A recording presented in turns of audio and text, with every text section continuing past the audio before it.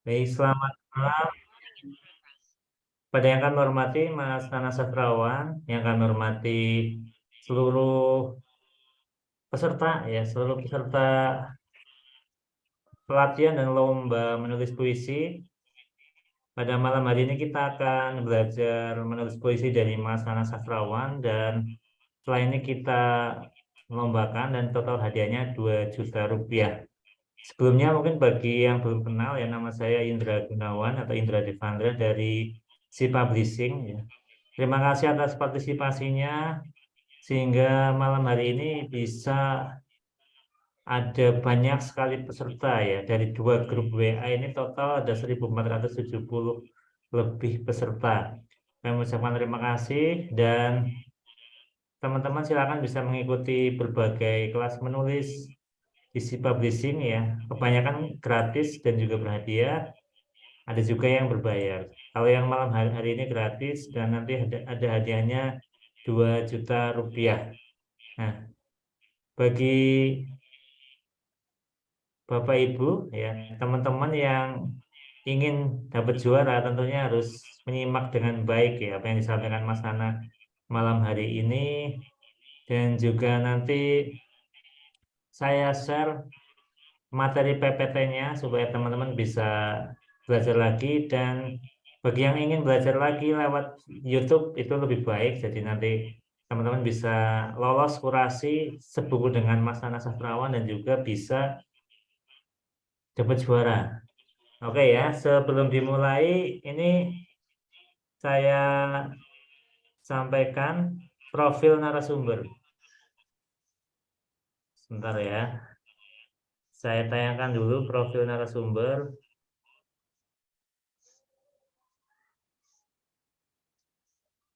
Ya, ini apakah udah terlihat belum ini? Udah, Mas. Sudah ya. Oke. Ini bagi yang belum kenal Mas Nana ini saya bacakan profilnya. Nam- Nama pena dari Nana Supriyana ya. Jadi aslinya Nana Supriyana, nama bekennya Nana Sastrawan, lahir 27 Juli di Kuningan, Jawa Barat. Ya, beliau pernah menjadi peserta Master Cerpen Majelis Sastra Asia Tenggara. Wah, ini keren banget yang Sastra Asia Tenggara ya. Dari Indonesia bersama para penulis Malaysia, Brunei, Singapura. Mas Nana juga pernah meraih penghargaan Acarya Sastra 4 dari Badan Pembinaan dan Pengembangan Bahasa Kementerian Pendidikan dan Kebudayaan Republik Indonesia tahun 2015. Ia juga sebagai pengurus harian Yayasan Hari Puisi dan pendiri Pusat Dokumentasi Sastra Cirebon. Nah, ini beberapa novel yang sudah diterbitkan, ini ada banyak sekali. Yang terbaru di 2020, Sumbi, Perempuan yang Mengawini Anjing. Kemudian buku kumpulan cerpennya juga ada banyak. Ini ada Protes Para Anjing ya, yang terbaru ini 2021. Nah, buku kumpulan anak juga ada, buku antologi puisi tentunya juga banyak ini. Nah, ini kalau saya bacakan nanti teman-teman apa ya terlalu lama karena banyak sekali karyanya. Nanti teman-teman bisa baca di materi PPT ini yang akan kami share setelah ini. Oke, ini karena yang di Indonesia Timur sudah sangat malam, kami persilakan Mas Nana Sastran untuk memulai pelatihan yang akan oke ya dimulai sekarang ya Mas Nana udah siap ya. Oke ya kami persilakan Mas Nana Sastrawan untuk menyampaikan materinya. Ya, terima kasih Mas Indra. Kira-kira nanti videonya bisa muncul nggak ya, Mas? Ada suaranya nggak ya, Mas? Kira-kira, Mas? Biasanya ini ada Mas tapi tadi katanya nggak ada ya. Nah, coba ditayangin dari situ aja Mas, ditayangin dari Mas Nana mungkin. Oh, ya, berarti mungkin lagi travel kali ya. Oke ya. Ya, nggak Oke. apa-apa. Iya ya. Eh, Terima kasih Mas Indra atas waktunya, atas kesempatannya di malam hari ini di tanggal 25 Januari 2023. Tentu masih semangat tahun baru. Eh, Menuju karya baru pastinya ya, dengan semangat baru menuju karya baru. Di tahun ini, di bulan Januari ini, kebetulan ini adalah kelas menulis puisi pertama juga di tahun ini di SIP Publishing bersama saya, yang sebelumnya kita sudah melaksanakan sekitar 7 kelas menulis puisi ya, 7 angkatan, ditambah dengan eksklusif dari dua kegiatan yang se-Banyumas itu. Terus ada 2 lagi kegiatan bersama para guru yang 1.000 guru itu. Nah, ini tahun pertama dengan kelas menulis pertama. Dan alhamdulillah SIP Publishing memberikan ruang yang sangat luas terhadap siapapun yang ingin ikut dalam kegiatan ini, dan diberikan reward ya. Tentu itu menarik juga buat kita semua tentang reward itu. Tetapi harapan saya sebenarnya biarkanlah reward itu menjadi semangat kita saja, tetapi fokusnya adalah kita memperbaiki karya kita, membuat karya-karya kita lebih baik lagi, lebih bagus lagi di ranah puisi tentunya ya, di ranah karya sastra. Karena bagaimanapun juga tulisan itu selalu berkembang seiring dengan diri kita sendiri ya dalam perjalanannya. Nah, saya ucapkan juga terima kasih kepada para peserta yang sudah hampir 1.400-an lebih yang masuk di dalam kegiatan ini, yang sudah mendaftar dalam kegiatan ini. Tentu dari berbagai profesi pastinya, ada yang dari profesi mungkin guru, mungkin karyawan swasta, ya, dari latar belakang yang berbeda lah tentunya. Dan tentu juga dari latar usia yang berbeda juga. Ada yang usianya mungkin masih belasan, ada yang sudah dewasa, bahkan ada yang sudah lebih dewasa lagi. Nah, harapan saya dengan banyaknya peserta ini, dengan berbagai latar belakang yang ada, juga menghasilkan karya-karya yang tentu beragam dengan kualitas-kualitasnya juga yang beragam pula ya. Karena puisi itu sangat unik lah kalau saya ngikutin terus perjalanannya dari buku-buku yang saya baca, dari proses menulis saya dan segala macam. Puisi itu unik lah bagi saya. Nah, kali ini saya membawakan materi yang di permukaan saja. Saya tidak ingin masuk ke dalam, artinya ini hanya pemantik saja untuk menuju berproses menulis puisi nanti dalam mengikuti lomba yang diadakan oleh SIP Publishing. Kenapa saya mencoba memberikan katakanlah penjelasan dalam proses menulis puisi di permukaannya, tidak masuk ke dalam, karena kekhawatiran saya ketika saya terlalu masuk ke dalam, nanti malah teman-teman tidak dapat menyerap ya teknisnya dalam menulis puisi. Jadi saya sederhana saja. Nah, malam ini saya mencoba membuka atau memantik ya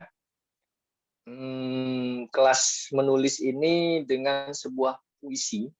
Puisi ini ada di buku terbaru saya yang diterbitkan juga oleh SIP Publishing dengan berjudul bukunya itu Jangan Kutuk Aku Jadi Penyair. Nah, uniknya dalam buku itu seperti apa, kenapa ada judul seperti itu, dan isi puisinya juga seperti apa, nanti teman-teman bisa komunikasi dengan penerbit SIP Publishing. Tahun ini juga kebetulan, di bulan ini juga kebetulan ada banyak diskon nanti yang diberikan oleh SIP Publishing untuk buku terbaru saya ini. Judul puisi ini juga menarik juga. Puisi ini dulu saya pernah ikutkan lomba juga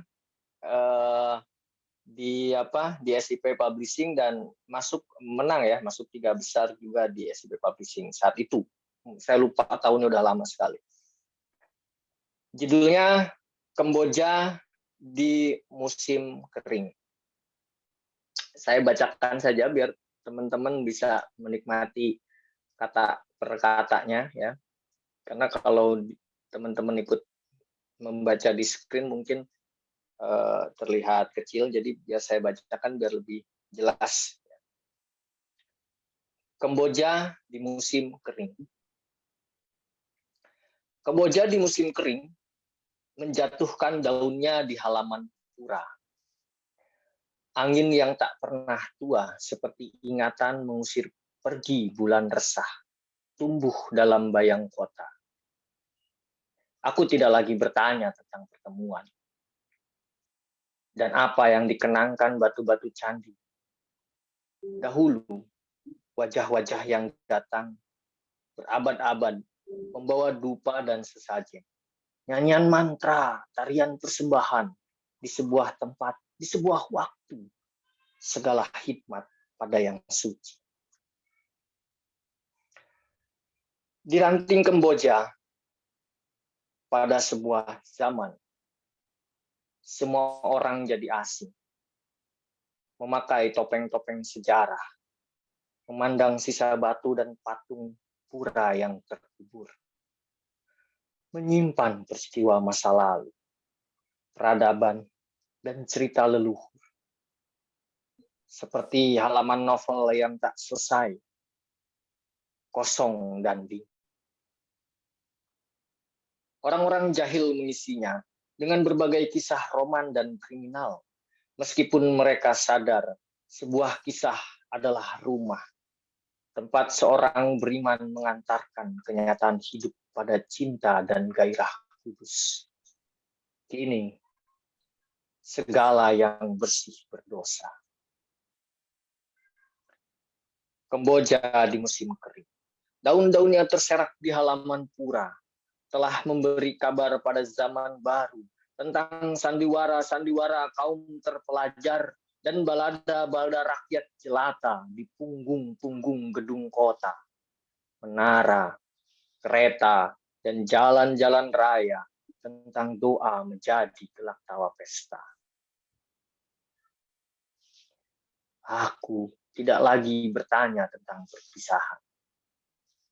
Segalanya telah melebur pada tempat-tempat ibadah yang suci. Agama semakin menjauh dari Tuhan, tersimpan dalam firman kitab suci. Kamboja di musim kering menjadi tua, pergi pada sepi. Ya, kira-kira itulah puisi pemantik malam ini. Judulnya Kamboja di musim kering.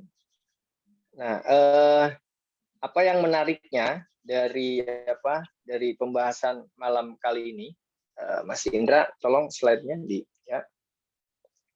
Apa yang menariknya di pembahasan puisi kelas puisi malam ini di slide 8, Mas.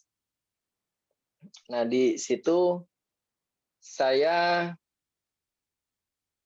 memberikan katakanlah pemahaman ya, bahwa menulis adalah menuangkan ide, gagasan, dan juga pengalaman yang dilihat, dirasa, dan dijalani.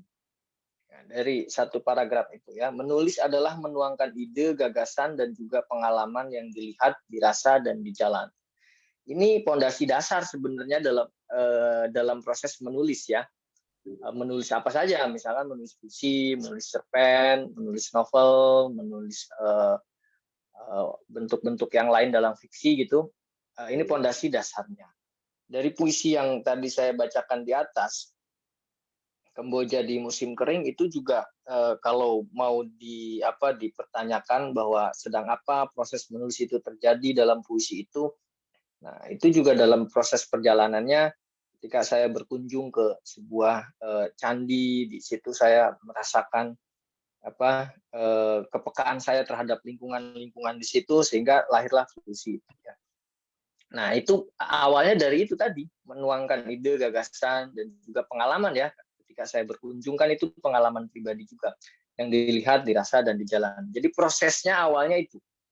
Teman-teman nanti ketika ingin menulis puisi ya, untuk katakanlah untuk lomba di SIP Publishing itu, coba diawali dengan hal-hal yang sifatnya ada di lingkungan dulu deh, yang ada dalam pengalaman pribadi dulu deh. Jangan loncat jauh ke hal-hal yang teman-teman tidak kuasai. Kekhawatiran nanti ketika teman-teman masuk ke hal-hal yang tidak dikuasai, bukan hal-hal yang sifatnya pribadi dulu gitu, kekhawatirannya nanti malah stagnan ya. Jadi karya itu tidak berhasil selesai. Jadi targetnya dalam menulis memang harus selesai dulu. Misalkan puisi, satu puisi harus selesai satu puisi. Mau berapa bait satu puisi itu? Mau 1 bait, mau 2 bait, mau 3 bait, atau mau 2 lembar, 3 lembar, atau 5 lembar. Nah, itu terserah saja ya. Teman-teman harus punya target untuk menyelesaikan puisi itu. Karena kalau bukan berarti begini ya, bukan berarti kita tidak boleh bereksperimen masuk ke ruang-ruang yang lebih jauh lagi. Misalkan ruang filsafat atau ruang-ruang imajinatif yang lain, atau eksplor bahasa. Misalkan perubahan sintaksis dalam kalimat di otak-atik dan segala macam. Bukan tidak boleh. Itu justru memang bagus seperti itu.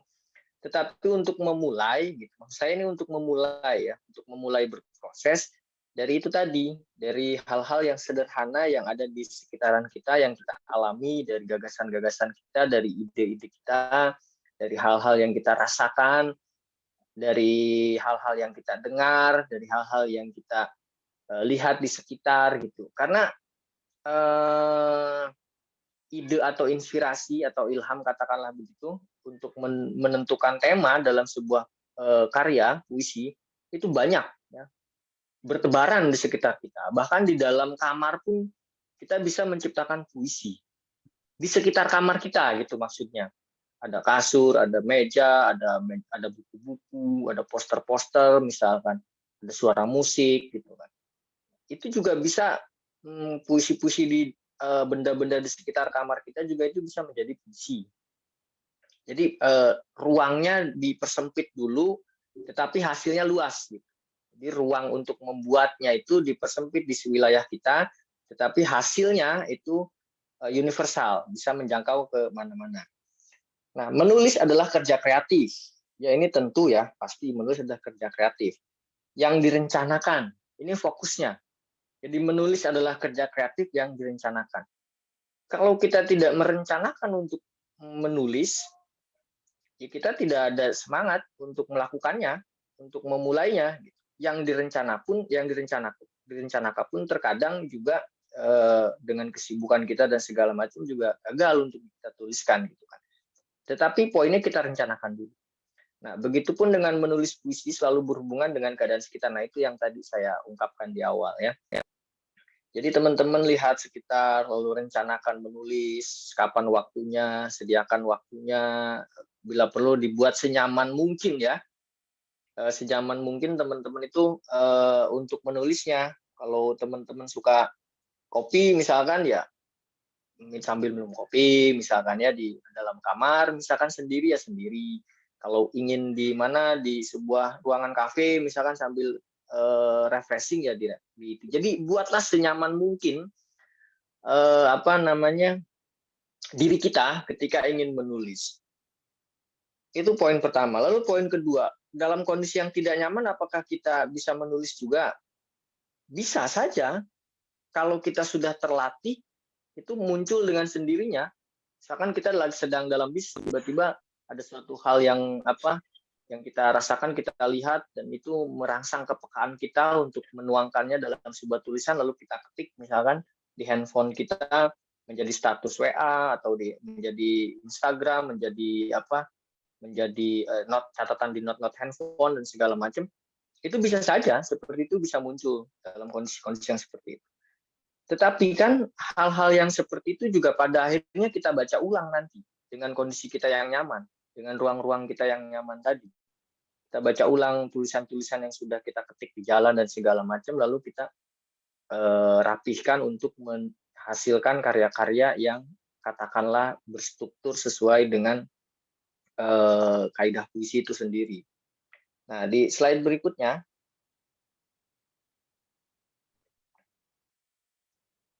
di slide berikutnya. Nah, malam ini ya saya membuka wacana penulisan puisi itu dengan puisi ruang, waktu, dan peristiwa. Jadi puisi ruang, waktu, dan peristiwa. Nah, apa ini maksudnya gitu kan? Kenapa puisi ada ruang, ada waktu, dan peristiwa? Sebenarnya ini tidak hanya puisi. Kalau teman-teman ingin menulis novel, itu juga pasti berhubungan dengan ruang, dengan waktu, dengan peristiwa. Kalau teman-teman ingin menulis cerpen juga sama, berhubungan dengan ruang, waktu, dan peristiwa. Nah, begitupun dengan puisi, yang konsepnya sekarang ini lebih kontemporer, lebih modern lah. Puisi juga dihadapkan dengan ruang, waktu, dan peristiwa. Pada dulu ya, pada zaman dulu kita mengenal pantun, kita mengenal syair dengan pola AA, AB gitu kan. Lalu berkembang puisi sekarang terus berevolusi menjadi puisi-puisi yang sifatnya naratif, narasi, puisi-puisi bercerita, puisi-puisi yang lebih mudah untuk dicerna dengan kalimat-kalimat yang jelas, yang tergambar imajinasinya juga jelas, tidak ngawang-ngawang kemana-mana. Itu boleh-boleh saja. Atau puisi-puisi yang katakanlah gelap, yang tidak bisa dimaknai dengan gamblang, dengan mudah juga itu sah-sah saja. Tetapi pondasi dasarnya, ketika kita ingin menulis puisi, ya diharapkan itu tadi, kita harus mengenal ruang, mengenal waktu, dan peristiwanya. Begini, saya ambil kasih contoh begini. Tadi ketika kita di dalam kamar tadi gitu ya. Nah, ruangan kita itu dalam kamar. Itu ruangnya. Ketika kita mau memulai menulis puisi nih, satu kalimat pertama misalkan kita ingin mengambil saya berada di dalam kamar. Nah, itu kan udah menjadi ruang, bahwa ruang itu di dalam kamar. Nah, coba jangan lepas dulu kalimat-kalimat berikutnya dengan hal-hal yang berada di sekitar kamar itu.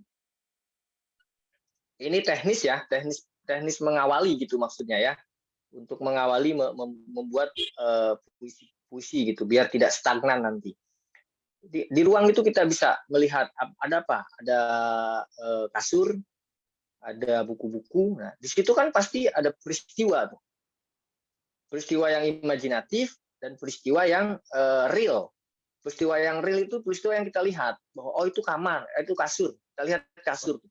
Tetapi ada ruang imajinatif juga di situ, di dalam kasur itu, yang tidak real gitu, yang ada di dalam pikiran kita.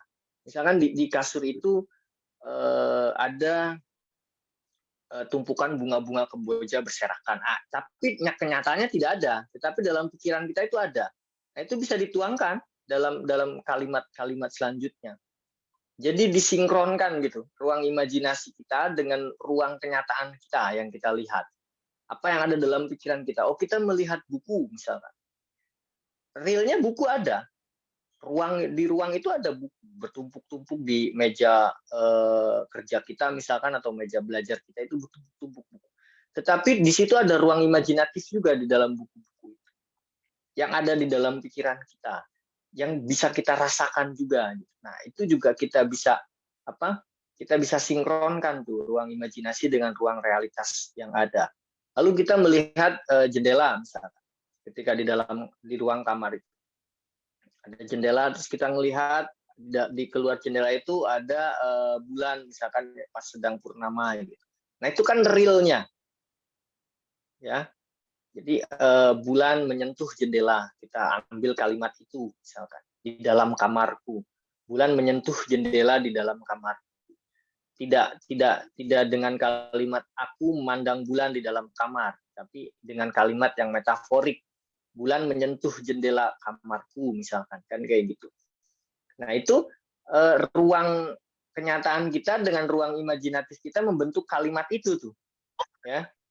Bahwa realitas kita melihat bulan nih di jendela, di langit tapi melalui jendela gitu kan. Itu kan ruang kenyataan kita. Tapi ada ruang imajinatif kita ya, itu dibentuk dengan kata tadi. Oh iya, kalau kayak aku melihat bulan dari jendela kamar kayaknya sudah terlalu sering orang menggunakan. Kenapa bulan itu tidak seolah-olah dia menempel di kaca jendela gitu, di dalam kamar dan aku sebagai tokohnya menikmati gitu. Jadi bulan menyentuh jendela kamarku gitu kan. Ketika aku sedang membaca buku misalkan atau ketika aku sedang mengingat wajahmu misalkan kan. Bulan menyentuh kaca jendela di kamarku ketika aku sedang mengingat wajahmu misalkan. Nah, itu kan ruang-ruang kenyataan kita dengan ruang imajinatif kita gabungkan ya dengan pemilihan-pemilihan kata yang sepadan, artinya bisa dimaknai dengan enak gitu, tidak kaku, ya kan? Gerakannya kalimat itu tidak kaku, kayak bulan menyentuh kaca jendela kan itu tidak kaku gerakannya gitu kan. Gerakan membacanya dan gerakan-gerakan pola sintaksis kalimatnya itu tidak kaku. Nah, lalu ada waktu di malam hari. Nah, waktunya ada di malam hari. Bulan menyentuh kaca jendela di dalam kamarku ketika aku mengingat wajahmu di malam hari atau di malam ini misalkan gitu kan. Nah, itu kan berhubungan tuh ruangnya di dalam kamar, ada waktu, ada peristiwa. Peristiwanya apa? Peristiwanya itu tadi ada bulan yang kita pandang, ada jendela yang menampilkan bulan itu. Nah, itu berhubungan ya. Jadi ruang, waktu, dan peristiwa itu saling berhubungan dalam sebuah puisi. Bisa dalam satu kalimat, ya, bisa dalam dua kalimat, bisa dalam satu bait. Itu tergantung nanti adik-adik, bapak-bapak, ibu-ibu, atau kakak-kakak, atau teteh-teteh, atau mbak-mbak nih yang hadir di sini. Tergantung nanti mengolahnya. Peristiwa-peristiwa real dengan peristiwa imajinatif dalam pikiran kita itu diolah menjadi kata-kata, diramu, disusun gitu. Nah, itu tergantung nanti Bapak Ibu mengolahnya itu tadi. Nah, ketika itu sudah teramu dengan baik itu menjadi satu puisi selesai gitu kan. Biasanya kan kita plong. Selesai nih satu puisi, plong gitu kan. Kirimin ke SIP Publishing. Saran saya ya jangan dikirimkan dulu. Saran saya coba baca dulu lagi. Sekali, dua kali, tiga kali. Itu untuk memperhalus bahasa nantinya. Ya, memperhalus bahasa. Meskipun nanti pilihan tersendiri ya untuk memilih kata. Saya ingin memilih kata bulannya ngomong misalkan. Kayak lagunya zaman dulu kan ada lagunya. Kalau bulan bisa ngomong kayak gitu kan. Ya itu tergantung nanti pilihan-pilihan dari si penulis puisi itu. Mau memilih kata itu atau tidak, atau mau memilih kata yang lain. Nah, itu nanti ketika kita baca ulang, ketika selesai. Jadi harapan saya memang dalam menulis puisi itu harus rileks ya. Ke teman-teman ya, jangan terlalu ya meskipun itu boleh, terlalu gelisah, terlalu semangat, itu boleh, sah-sah saja. Tapi coba diredam. Ketika sudah selesai itu diredam emosi kita, biar nanti kita membacanya juga objektif. Dan hasilnya juga pasti objektif. Di slide berikutnya.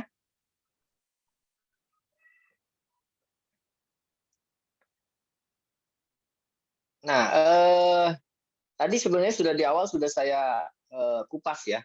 Jadi dalam puisi akan ditemukan ketiga hal itu. Misalkan dua bait puisi pertama, tadi yang saya bacakan di atas itu ya. Di dalam dua bait puisi awal itu sudah kita menemukan tuh ruang, waktu, dan peristiwanya. Kamboja di musim kering, kan? Subjeknya Kamboja, musim kering, waktunya itu di musim kering. Menjatuhkan daunnya di halaman pura.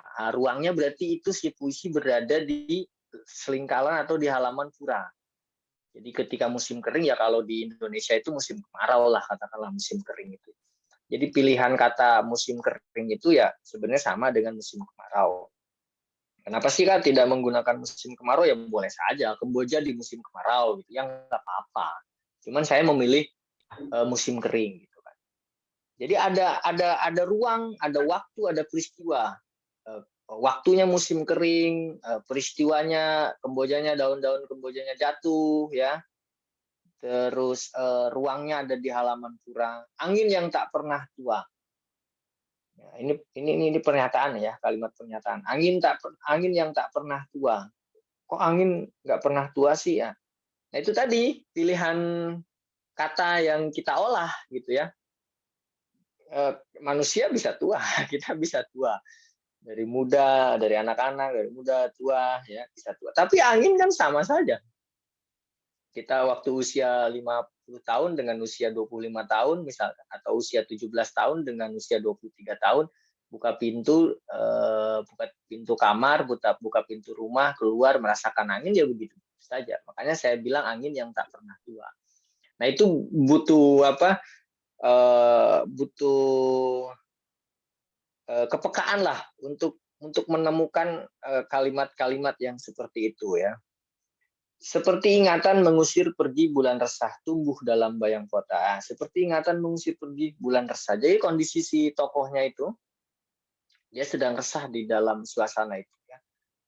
Tumbuh dalam bayang kota. Jadi dia berada di situasi halaman pura itu, di sebuah desa, mungkin di sebuah perbukitan, mungkin halaman pura itu ya, di pura itu, tetapi ada bayang-bayang kota. Jadi seolah-olah memang dia hadir dari kota. Nah, hal-hal seperti itu bisa kita ciptakan dalam menulis puisi. Teman-teman tidak usah ragu, tidak usah khawatir kehilangan inspirasi untuk menemukan kalimat-kalimat yang metaforik, katakanlah begitu ya. Itu nggak usah ragu. Banyak yang kita bisa tuliskan di dalam sebuah puisi itu ya. Bahkan kita melihat objek yang sama, menulis 3 puisi tetapi hasilnya berbeda, itu bisa. Karena wilayahnya kan tadi ada ruang kenyataan, ada ruang imajinatif. Yang itu digabungkan oleh kita, sehingga pasti akan berbeda itunya hasilnya. Nah, aku tidak lagi ya, ini di bait yang keduanya, aku tidak lagi bertanya tentang pertemuan dan apa yang dikenangkan batu-batu candi. Nah, ini kontradiktif. Aku tidak lagi bertanya tentang pertemuan dan apa yang dikenangkan batu-batu candi. Pertemuan dengan dikenangkan itu berbeda, sudah berlawanan tuh. Pertemuan itu ya kita baru bertemu nih, berhadapan. Ketika dikenangkan suatu hal yang kita tinggalkan, yang sudah lalu kan. Nah, untuk melatih ini semua, menemukan atau menyusun kalimat-kalimat yang seperti ini memang butuh latihan. Latihannya yang membaca itu pertama. Pasti saya yakin lah ketika teman-teman ini mengikuti kelas menulis siapapun itu nanti pematerinya, pasti akan konsep utamanya yang akan dipaparkan oleh mereka adalah membaca. Membaca dulu. Karena itu proses latihannya. Memang itu proses latihannya. Kan dari situ kita bisa menemukan banyak pengetahuan isi tentu ya ketika membaca, pengetahuan kalimatnya, pengetahuan bahasanya, pengetahuan pengemasan peristiwanya, ruang-ruang dialognya di dalam buku, di dalam kalimat-kalimat itu seperti apa penyampaiannya, segala itu gudang ilmu. Makanya buku itu disebut gudang ilmu ya begitu. Ditambah lagi pemikiran-pemikiran yang ada di situ dari si para penulis gitu kan, itu banyak hal ya. Nah, di sini di dalam puisi, di dalam 2 bait puisi ini kita sudah menemukan ruang, waktu, dan peristiwa itu tadi ya. Ada pendekatannya ketika saya mengatakan dan apa yang dikenangkan batu-batu candi. Dahulu wajah-wajah yang datang berabad-abad membawa dupa dan sesajen. Nah, itu kan diksi dupa, diksi sesajen. Itu kan memang dekat dengan istilah-istilah katakanlah ya candi, katakanlah batu-batu candi, peradaban masa lalu, katakanlah begitu ya. Nah, itu dekat diksi dupa sesajen. Nah, nanti teman-teman juga ketika menulis puisi, cari diksi-diksi yang dekat dengan peristiwa atau dengan ruang, dengan waktunya itu. Misalkan berada di tepi danau atau berada di tepi pantai, cari diksi-diksi yang dekat dengan pantai, gelombang, karang, apalagi nelayan, perahu. Nah, itu dekat, pasir putih gitu. Terus apalagi nanti ada misalkan kepiting dan segala macam. Cari diksi-diksi yang dekat. Tidak usah jauh-jauh dulu gitu. Itu yang dari awal yang saya sampaikan. Nyanyian mantra, tarian persembahan. Nah, itu kan diksi-diksi yang dekat dengan dengan kebudayaan di sekitar candi ya. di sebuah tempat, di sebuah waktu, segala hikmat pada yang suci. Nah, jadi itulah ya cara memilih diksi atau memilih kata. Nggak usah jauh-jauh. Gitu. Meskipun itu bisa dijangkau. Misalkan kita berbicara tentang kehidupan di kota. Kita mengambil diksi-diksi yang tidak berada di kota, misalkan. Kita mengambil diksi-diksi yang mana ada di gunung, ada di mana gitu kan. Nah, itu bisa saja peristiwa-peristiwa itu dimunculkan di kota bisa. Tetapi untuk memulai, lagi-lagi saya bilang untuk memulai kita gunakan hal-hal yang ada di sekitar kita. Biar kita tidak terjebak sehingga kita tidak stagnan untuk meneruskan tulisan kita menjadi selesai gitu atau tulisan kita menjadi lebih baik lagi. Di slide berikutnya,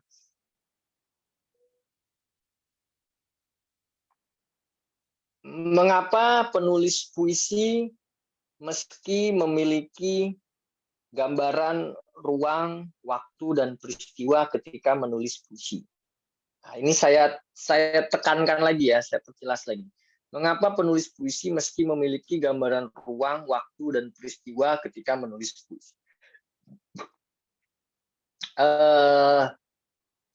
Pengalaman saya nih, saya berbicara pengalaman. Pengalaman saya dulu ketika saya masih berproses menulis katakanlah bersama teman-teman di komunitas atau saya sering menghadiri berbagai seminar untuk menulis, itu saya terkadang tidak menyadari bahwa ketika berproses menulis puisi itu ada ruang, ada waktu, dan ada peristiwa. Kadang-kadang saya itu tulis saja apa yang ada dalam pikiran saya. Pokoknya saya tidak mengerti lah ruang, tidak mengerti waktu, tidak mengerti peristiwa. Pokoknya ada hal yang saya ingin tulis dalam pikiran saya, ada peristiwa yang kelihatan oleh saya terenyuh, saya tulis saja semau saya gitu. Nah itu sah, itu boleh, nggak apa-apa. Kayak gitu nggak apa-apa. Untuk hal yang pertama itu nggak apa-apa.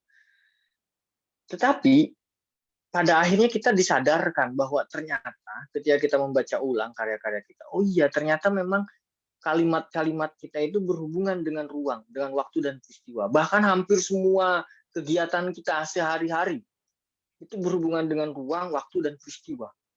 Jadi memang teks itu tidak lepas dari sisi nyatanya seorang penulis. Meskipun itu bukan pengalamannya pribadi ya, meskipun ya. Tapi itu tidak lepas gitu dengan itu. Nah, kita harus menyadari itu dari awal. Itu maksud saya. Jadi mengapa penulis puisi meski memiliki gambar ruang, waktu, dan peristiwa? Jadi kita harus menyadarinya dari awal bahwa ketika kita ingin menulis itu ada ruang, ada waktu, dan ada peristiwa. Ketika kita menyadari itu dari awal, maka kita bisa menyusunnya, ya, menyusunnya itu dengan cara yang terstruktur, katakanlah begitu ya, sehingga tidak lompat ke sana kemari, sehingga fokus. Nah, ketika sudah mencapai titik fokus, maka karya kita akan berhasil, katakanlah begitu, akan berhasil. Berhasil dalam konteks apapun nanti, berhasil selesai, berhasil bagus, dan segala macam. Jadi ketika kita menjadi ruang, waktu, dan peristiwa di awal, kita bisa fokus pada akhirnya. Apa yang akan kita tulis, apa yang akan kita bicarakan, apa yang akan kita sampaikan, dan di mana akhirnya itu akan fokus. Di mana akhirnya itu akan fokus. Kita akan menyadari, oh titik akhirnya di sini. Oh titik mulainya di sini. Oh titik akhirnya di sini. Karena kan gini, dalam satu peristiwa itu, dalam satu kegiatan misalkan, kita berada dalam sebuah kereta nih, dalam gerbong kereta nih, duduk. Kita kegiatannya hanya duduk. Tetapi dalam satu kegiatan duduk itu banyak peristiwa yang terjadi berseliweran. Nah, itu bisa kita bidik satu persatu menjadi karya yang banyak, walaupun kita hanya duduk diam di dalam gerbong itu. Kalau kita sudah menyadari ada ruang, waktu, dan peristiwa. Gitu, ya. Jadi itu alasannya. Di slide berikutnya, menuangkan seluruh pikiran. Nah, ini yang tadi saya bilang di awal, pengalaman saya. Menuangkan seluruh pikiran dan perasaan sebebas-bebasnya, ya, menuangkan seluruh pikiran dan perasaan sebebas-bebasnya ketika menulis adalah sah.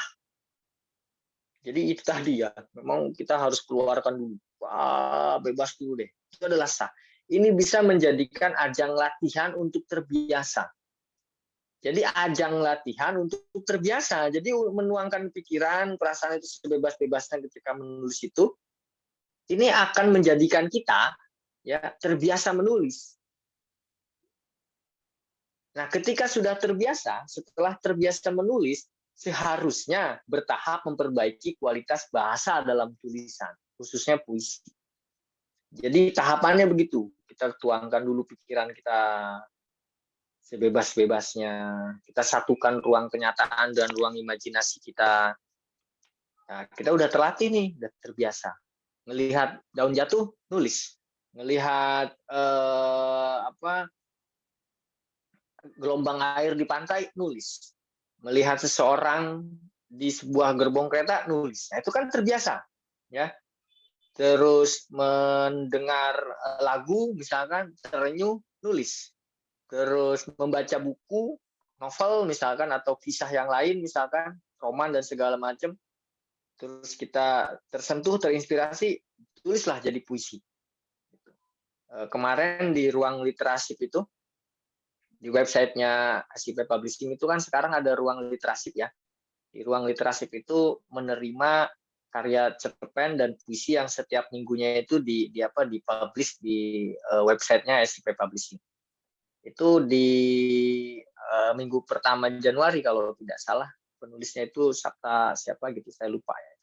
Ada beberapa puisinya itu terinspirasi dari tulisan-tulisan yang lain, dari cerita yang lain, misalnya dari buku, dari novel gitu kan.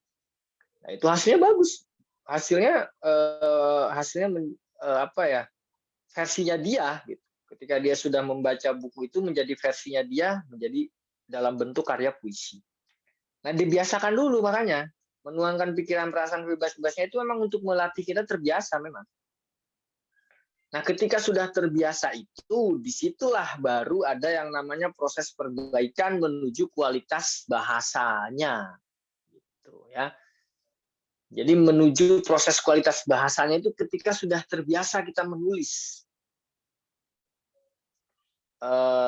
Ini tahapannya ya, tahapannya. Jadi memang butuh kesabaran, tidak instan, tidak langsung kita bisa nulis langsung bagus dalam. Wah, butuh kesabaran, butuh proses yang panjang lah. Saya juga sekitar hampir sudah 10 tahun lebih lah bergelut di bidang sastra ya.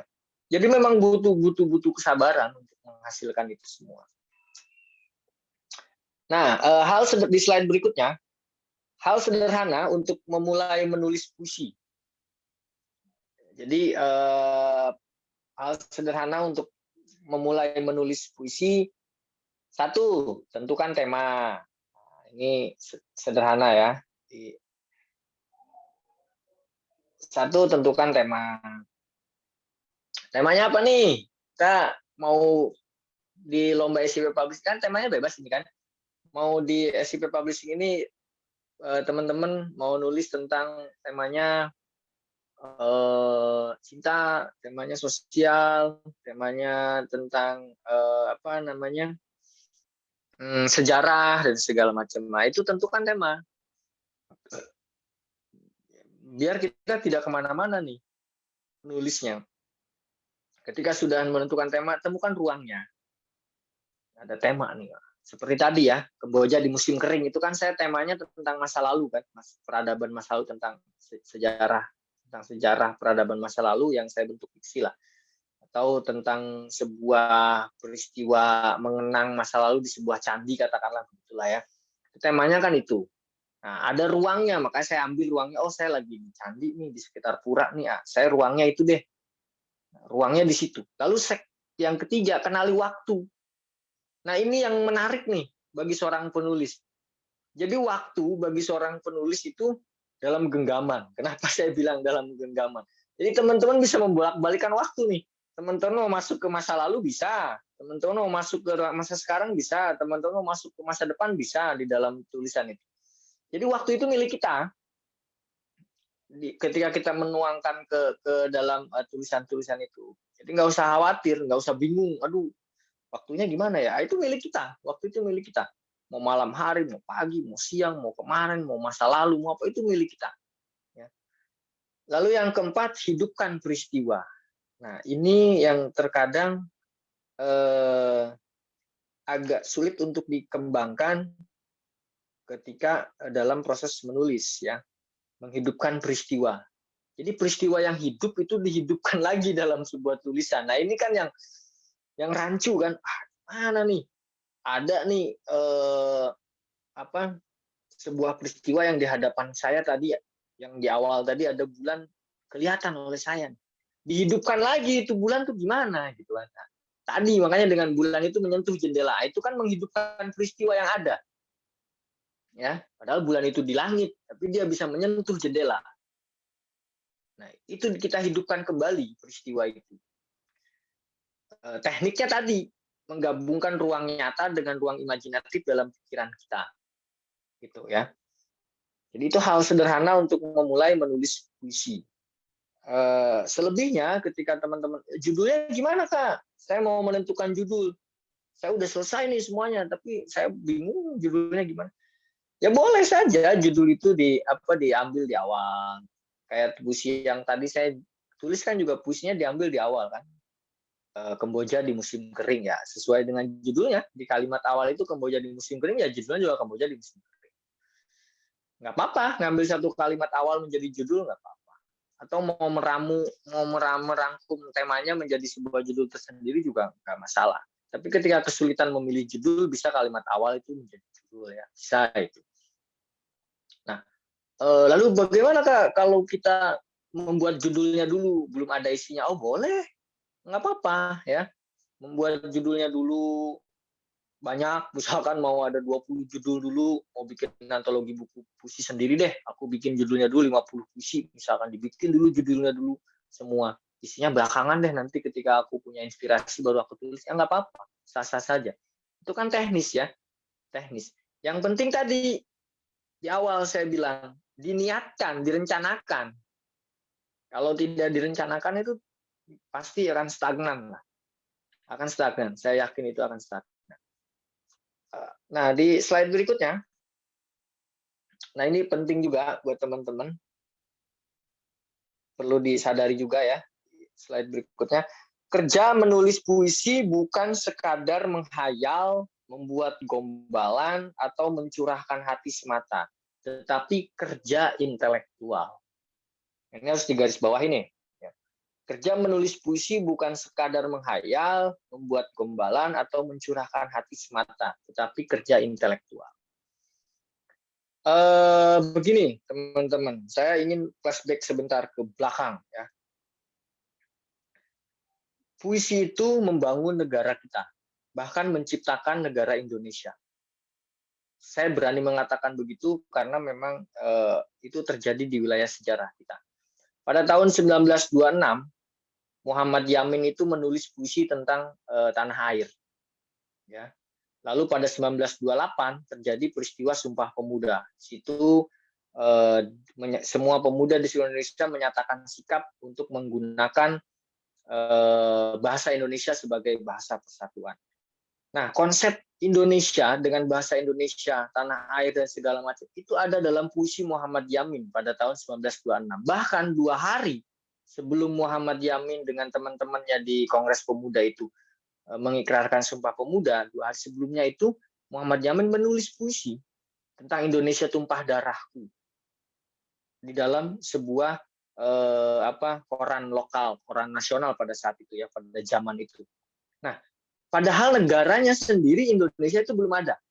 Coba kalau kita cermati Sumpah Pemuda itu, ya, kami putra dan putri tanah air satu, tanah air Indonesia ya, Indonesianya aja belum ada, negaranya aja belum ada. Ini negara itu kan 1945 baru kemerdekaan itu, dan itu langsung disusun menjadi sebuah konsep negara setelah ada proklamasi 1945 itu kan di Agustus. Jadi 1928 itu belum ada negara ya, bahkan bahasa Indonesia sendiri juga kan masih menyatu dengan bahasa Melayu ya. Tetapi pada masa itu orang dengan puisi mereka berjuang. Jadi setelah ada Sumpah Pemuda itu, semua pemuda di Indonesia pada masa itu menulis puisi, menulis cerpen, menulis artikel, di koran-koran di masa itu menggunakan bahasa Indonesia dan menyatakan sikap bahwa tanah air kita adalah tanah air Indonesia. Itu luar biasa itu. Jadi puisi bukan sekedar hayalan gitu. Bukan sekedar hayalan. Boleh dicek di buku-buku sejarah, di Google sekalian. Muhammad Yamin itu siapa? Tokoh pergerakan kita itu. Dan dia penulis puisi dan dia penyair. Ya. Boleh dicek. Jadi bukan sekedar hayalan, bukan membuat gombalan semata, tidak ya. Meskipun itu boleh ya, bukan berarti tidak boleh nih. Bukan. Meskipun itu boleh gitu ya. Meskipun itu boleh mau menghayal, menggombal nggak apa-apa. Tetapi saya ingin ke teman-teman gitu punya katakanlah punya pondasi bahwa ya puisi itu bukan sekedar menghayal, membuat gombal atau mencurahkan hati semata. Ya. Tapi puisi itu jauh lebih dari itu. Ya, maka disebut kerja intelektual itu. Ada sebuah buku puisi tentang filosofi kopi. Judulnya bukan filosofi kopi, pokoknya tentang kopi gitu. Ditulis oleh Evi Sri Rahayu kalau tidak salah, yang diterbitkan oleh Badan Bahasa Puisi atau novel, saya agak lupa. Tapi itu karya sastra lah katakanlah. Nah, si penulis itu ketika menulis tentang kopi, itu tidak serta-merta dia hanya membaca kopi ini tentang ini begini, enggak, tetapi dia meneliti kopi di Aceh itu seperti apa, dia ke Aceh, kopi di Jambi itu seperti apa, kopi di Kalimantan itu seperti apa, kopi di Jawa Barat, di Jawa Tengah, Jawa Timur seperti apa, di Bali seperti apa. Dia meneliti dan bahkan sampai mendatangi tempat-tempat penanaman kopi, panen kopi dan segala macam. Jadi puisi itu kerja intelektual gitu loh. Bahkan SIP Publishing juga ada sebuah puisi yang setebal ini, sekitar 900-an puisi itu. Satu penulis itu, Pak Trinastun namanya, orang Banyumas, dia kepala sekolah. Dia menulis tentang jonggrang. Ya, kita mengenalkan Roro Jonggrang itu kan, tapi dalam puisi. Itu kan kerja intelektual itu. Dia harus mengenal dulu nih Roro Jonggrang seperti apa, peristiwanya. Itu kan kerja intelektual. Jadi tidak serta-merta menghayal atau membuat gombalan atau mencurahkan hati semata. Meskipun, ingat ya, meskipun itu boleh, sah. Ya untuk memulai proses kita menulis bolehlah. Kita menghayal, membuat gombalan atau mencurahkan hati, nggak apa-apa. Tapi pada akhirnya kita harus melangkah terus ke depan untuk menjadi lebih baik lagi. Ya. Nah, di slide berikutnya, nah ini sudah akhir pembahasan kita ya. Slide berikutnya ini saya mengajak peserta untuk berbicara, meskipun tidak semuanya ya, nanti saya random saja. Ini ada sekitar 500-an yang sudah masuk dari 1.050%-nya lah, alhamdulillah. Nah di sini ada pertanyaan bagi saya untuk teman-teman yang ada di sini. Mengapa Anda menulis puisi? Ini jawaban dasar lah. Mengapa Anda menulis puisi? Mengapa sih Anda tertarik untuk menulis puisi gitu kan? Ya kalau yang sudah jadi penyair ya mungkin punya alasan gitu kan. Tapi yang masih katakanlah pemula, masih belajar sekarang, kenapa harus memilih puisi sebagai bahan tulisan? Oh saya mau ikut lomba Kak, makanya saya mau nulis puisi. Ya nggak apa-apa kalau jawaban itu juga nggak apa-apa ya. Tetapi saya ingin ungkapan itu datang dari apa ya? Dari tekadnya sendiri itu mengapa ya Anda menulis puisi itu ya? Saya coba akan pilih beberapa aja di sini, yang saya kelihatan saja ya. Saya random saja. Dari siapa dulu ya nih? Nanti tolong dibantu Mas Indra ya, mic-nya dihidupkan. Yang muda dulu deh, saya ambil.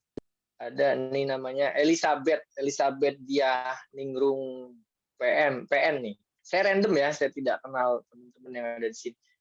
Nah, Mbak Ade atau apa nih ya? Mbak Ade, ada Elizabeth Diah Ningrum. Ini saya bertanya kepada Anda. Mengapa Anda menulis puisi? Saya butuh jawaban Anda. Boleh mic-nya dihidupkan? Silakan di Gimana, Mas? unmute dulu. Nah, Elizabeth. Ya, di unmute dulu.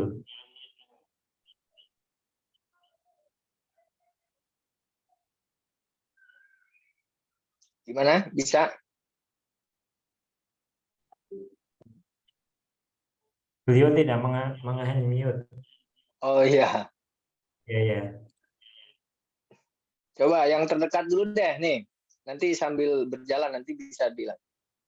Bagas Satriawan nih, yang laki-laki nih. Ini kayaknya usianya sama nih, muda nih. Oke, silakan. Ya, Mengapa Anda menulis puisi? halo, selamat malam. Ya, selamat malam.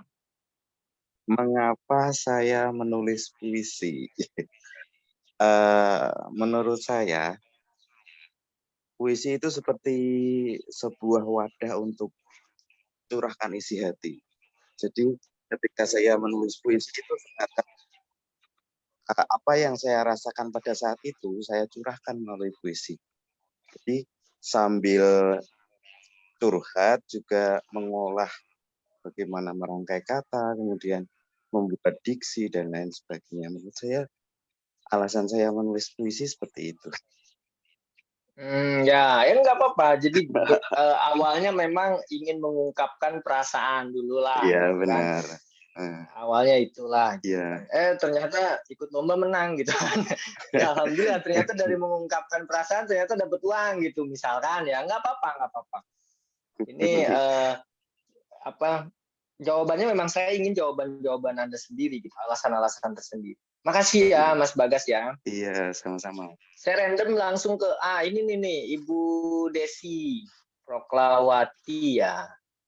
Ibu Desi, saya bertanya nih kepada Ibu ya, mengapa Anda atau Ibu menulis puisi?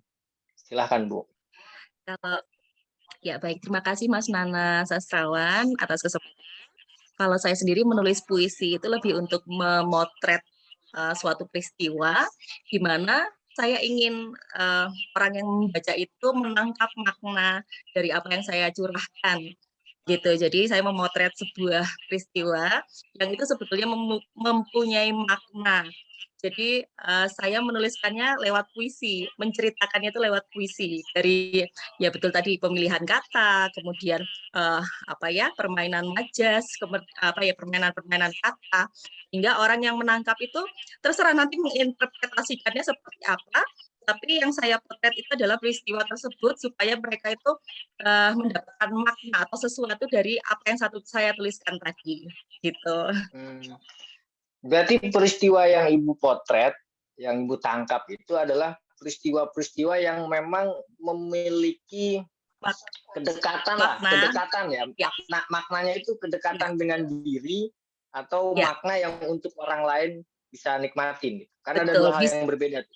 Betul. Itu biasanya bisa jadi peristiwa itu datang dari konflik batin ataupun konflik diri sendiri juga dengan misalkan sosial seperti itu. Tapi tidak hanya sekedar curahan isi hati, tetapi suatu makna tadi ya yang saya biasanya pernah tangkap gitu. Oh ternyata ada jalan cerita seperti ini. Nampaknya ternyata maknanya itu saya baru tahu ketika beberapa tahun kemudian. Nah itu saya jadikan bahan biasanya seperti itu.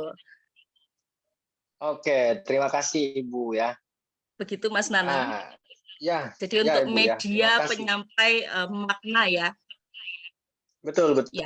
Ya, sama-sama Mas Nana.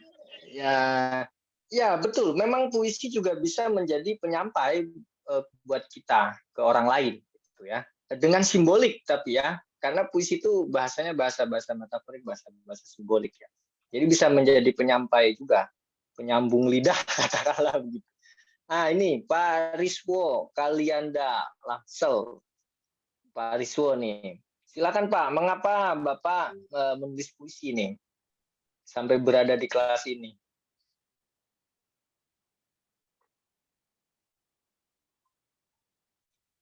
Ya, silakan suaranya dibuka Pak. Itu sudah dibuka. Ada yang satunya lagi, dia ada 2 akun itu. Yang sana, yang itu yang dibuka.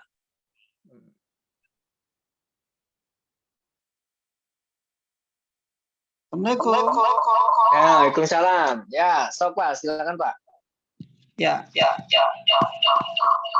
menurut saya itu puisi adalah curahan hati, itu yang pertama.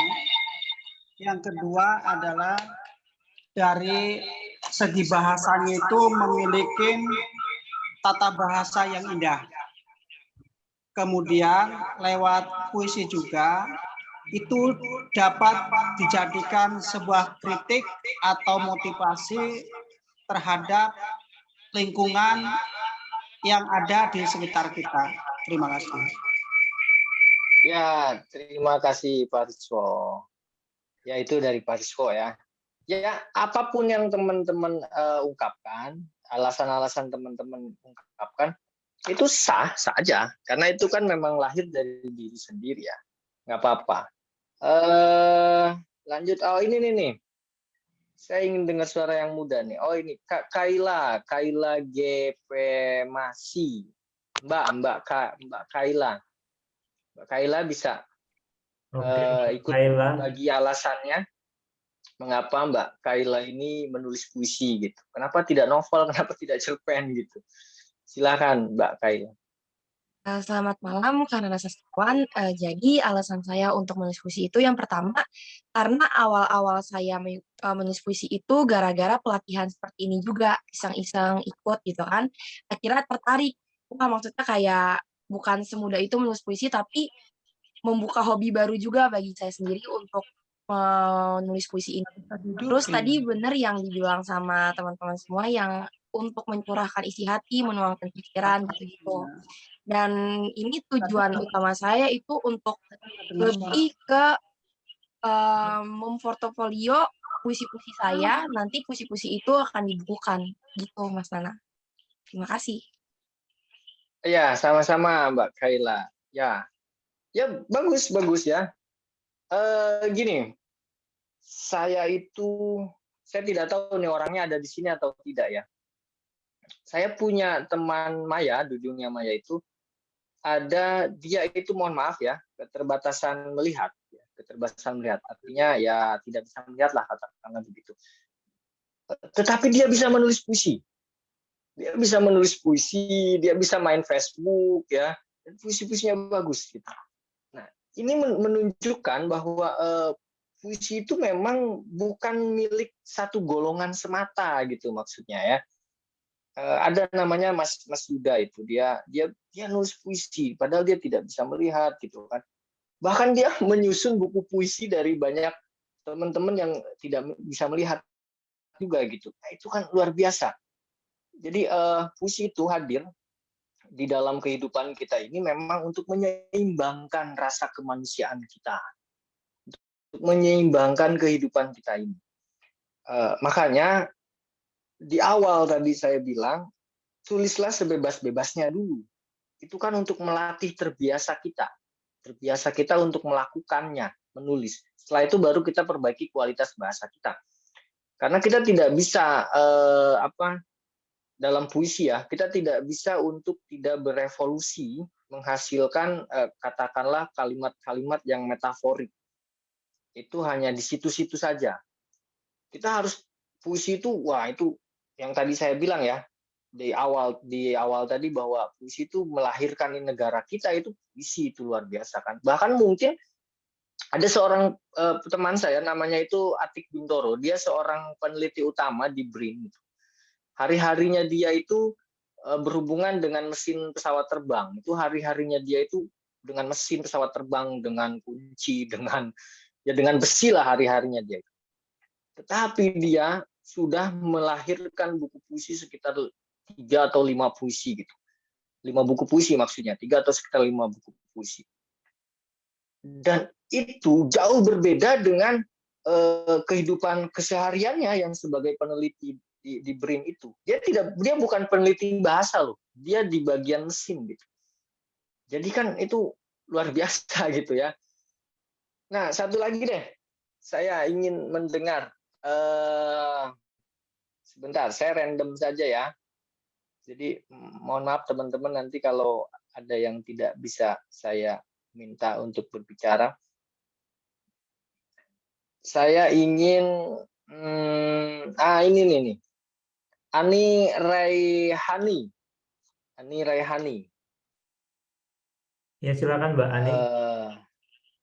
Silakan Ibu ya, Ibu Ani. Mengapa Ibu menulis puisi? Assalamualaikum warahmatullahi wabarakatuh. Waalaikumsalam. Waalaikumsalam. Saya tertarik puisi karena saya suka kata-kata puitis yang puitis gitu. Jadi suka baca puisi yang puitis-puitis itu rasanya lebih menenangkan hati. Jadi pengen bisa membuat puisi jadi. Oke. Ya, bagus Saya ya, asik.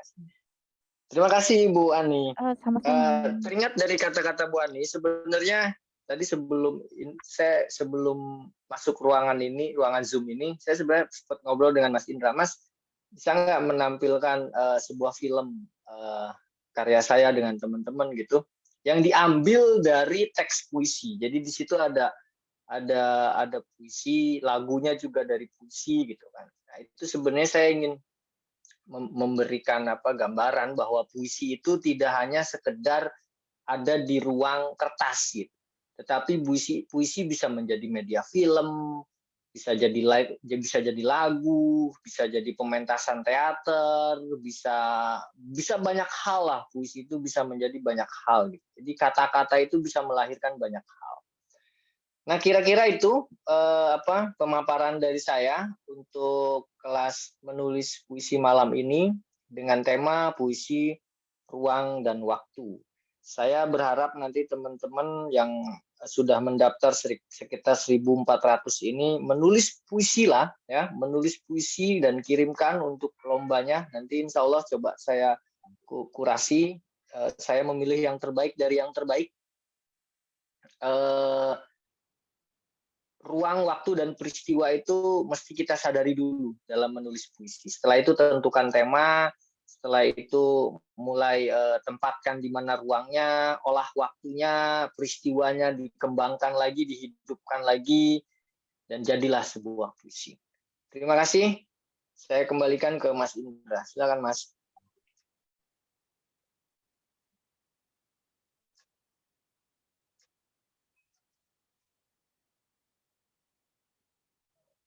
Bisa didengar nggak suara saya, Mas Hana? Bisa Mas, bisa. Oke. Ini ada masalah dengan speaker mic-nya ya Mas, jadi menayangkan film. Nanti saya share di grup ya Mas. Oh iya, nggak apa-apa Mas. Ya, nanti biar viewernya nambah gitu, subscribe-nya juga nambah.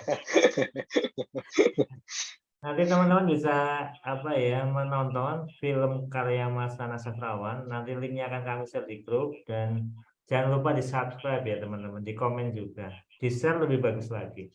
Oke. Dan untuk materi nanti akan di share di grup, dan juga videonya kan ditayangkan di YouTube, besok akan kami share linknya. Jadi teman-teman nggak usah khawatir yang malam ini kesulitan sinyal, nanti akan bisa nonton kembali. Nah, ini masih ada waktu sampai dengan 21.30. Ini saatnya diskusi ya, silakan teman-teman bisa raise hand bagi yang ingin bertanya. Ya, nanti kami persilakan, dan Mas Nana yang memilih nanti siapa yang akan diberi kesempatan bertanya. Ini sudah ada 20 lebih, 21 ya. Ya, Mas Indra aja lah, disusun aja dari awal yang raise hand, nggak apa-apa. Oke, kalau raise hand pertama. Ya, dari awal itu baru mulai ada yang raise hand. Ya nggak apa-apa Mas. Nggak apa-apa Mas. Siap, ini saya persilakan sesuai urutan ya. Bagi yang belum punya kesempatan nanti bisa lain waktu ya. Saya dari awal dulu, dari yang pertamanya Safarudin Marpaung. Ya silakan Kak. Safarudin. Terima kasih. Iya. Suara saya dapat didengar dengan jelas.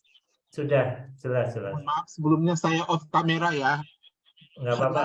Jaringan nanti bakal down kalau bolak-balik dari tadi, takutnya keluar masuk. Terima kasih sebelumnya kepada moderator dan narasumber hebat kita pada malam hari ini. juga teman-teman yang hebat yang ingin belajar cara menulis puisi yang baik. Sebelumnya saya perkenalkan, saya Sapar Bimar Paung dari Tanjung Balai, Sumatera Utara. Baru tertarik menulis puisi ini sekitar 2 atau 3 tahun mencoba. Yang menjadi pertanyaan saya, tadi saya tangkap bahwasannya dalam menulis puisi itu langkah awal yang begitu juga saya pelajari, kita tentukan tema, kemudian kita cari diksi-diksi, kemudian unsur-unsur pendukung puisi, kita masukkan ke dalam puisi tersebut menjadi puisi yang baik. Nah, pertanyaan saya yang pertama, sejauh mana kita harus melakukan riset untuk menulis puisi yang baik? Itu yang pertama.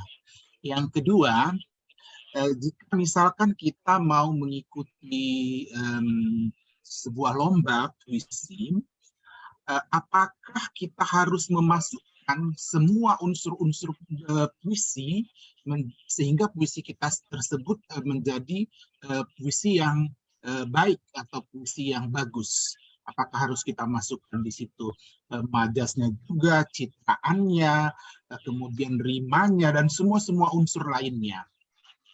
Nah, pertanyaan ketiga ini hampir sama juga dengan pertanyaan kedua. Misalkanlah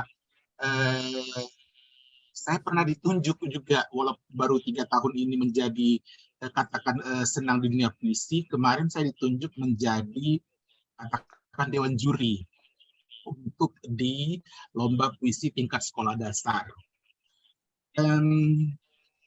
Saya coba browsing cara penilaian puisi, ya itu tadi berdasarkan unsur-unsurnya itu tadi, harus sesuai dengan tema, kemudian ada diksinya, kemudian ada gaya bahasanya, rimanya.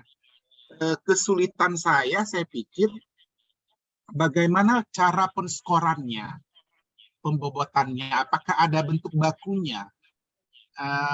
Kalau yang saya diskusikan dengan teman-teman lain yang katakan sebagai dewan jurinya, mereka hanya bagi skornya itu misalnya temanya 20, majasnya 30, seperti itu lebih kurang. Lalu membedakan nilai 20 dengan 19 bagaimana? Saya pikir membedakan nilai 10 dengan 15 bagaimana di salah satu unsurnya. Mohon maaf jika pertanyaan saya kurang pas. Salam literasi puisi, salam sastra, terima kasih. Oke, terima kasih Ya. Pak. Silakan langsung dijawab Mas Nana. Ya, terima kasih Pak ya. Tadi dalam mengikuti lomba, apakah unsur puisi itu boleh masuk semua dari citraan, dari majas, diksi dan segala macam? Oh ya boleh ya. Sah-sah saja, mau lengkap semuanya, mau puisinya bergaya pantun, ada rimanya AB-AB, mau metaforanya metafora yang eksplorasi bahasa dengan gelap segala macam, ya nggak apa-apa. Sah-sah itu kan pilihan dari si penulis puisi itu ya. Harapannya kan akan menang dan terpilih ya. Jadi boleh ya Pak. Terus sejauh mana tentang riset sesuai kebutuhan Pak ya? Sekarang puisinya itu tentang apa dulu? Apakah perlu riset atau tidak? Kalau puisinya memang berdasarkan pengalaman pribadi dengan kehidupan yang ada di sekitar, misalkan, ya kan tidak terlalu jauh juga risetnya.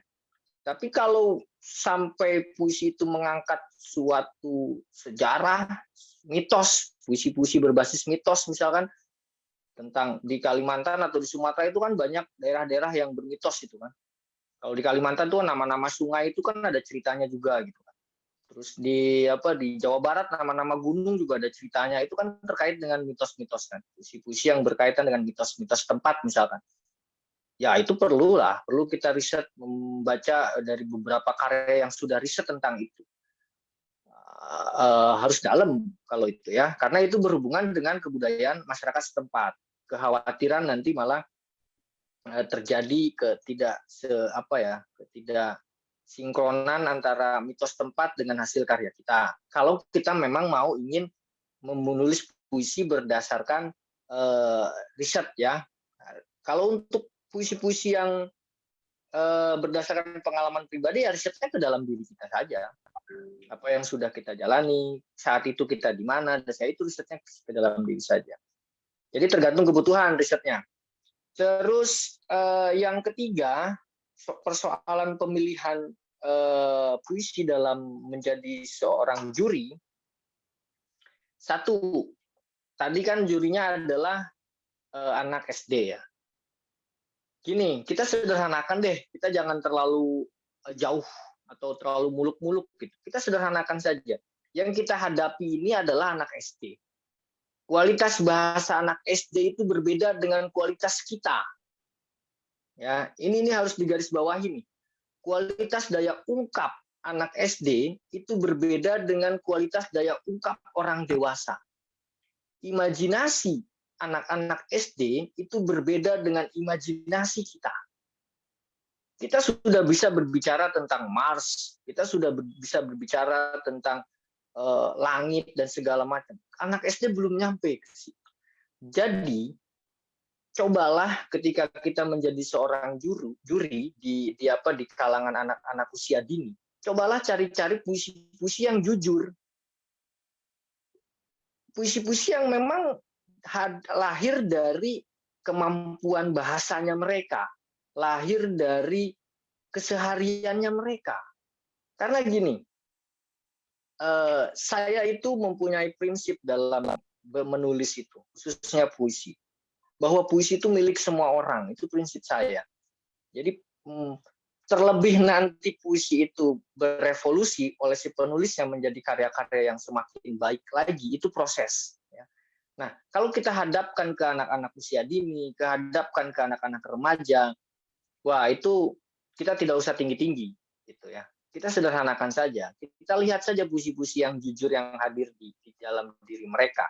Ada yang membicarakan tentang pensilnya yang hilang, misalkan jadi sebuah puisi, ya itu bagus daripada membicarakan tentang puisi anak SD terus dia metafora yang tinggi dan segala macam, itu kita perlu pertanyakan dulu juga, itu anak SD yang bikin atau bapaknya atau gurunya yang bikin, kan begitu. Jadi kita carilah puisi-puisi yang jujur dari anak-anak SD itu. Permasalahan nilai itu kan tergantung kesepakatan dari dewan juri masing-masing. Ya, ada 5 orang dewan juri ya disepakati saja mau ngambil yang harus ini begini atau tidak.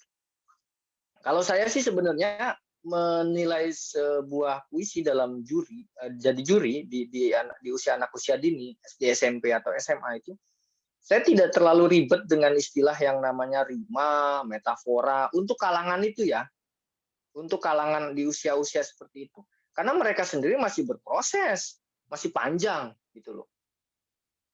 Kecuali kalau lombanya para penyair, nah itu berbeda. Seperti saat ini kan saya jadi kurasi di lombanya Yayasan Hari Puisi kan, yang berhadiah sekitar 100 juta itu kan, ya itu beda. Kalau lomba-lombanya para penyair ya itu beda, karena mereka sudah jadi kan.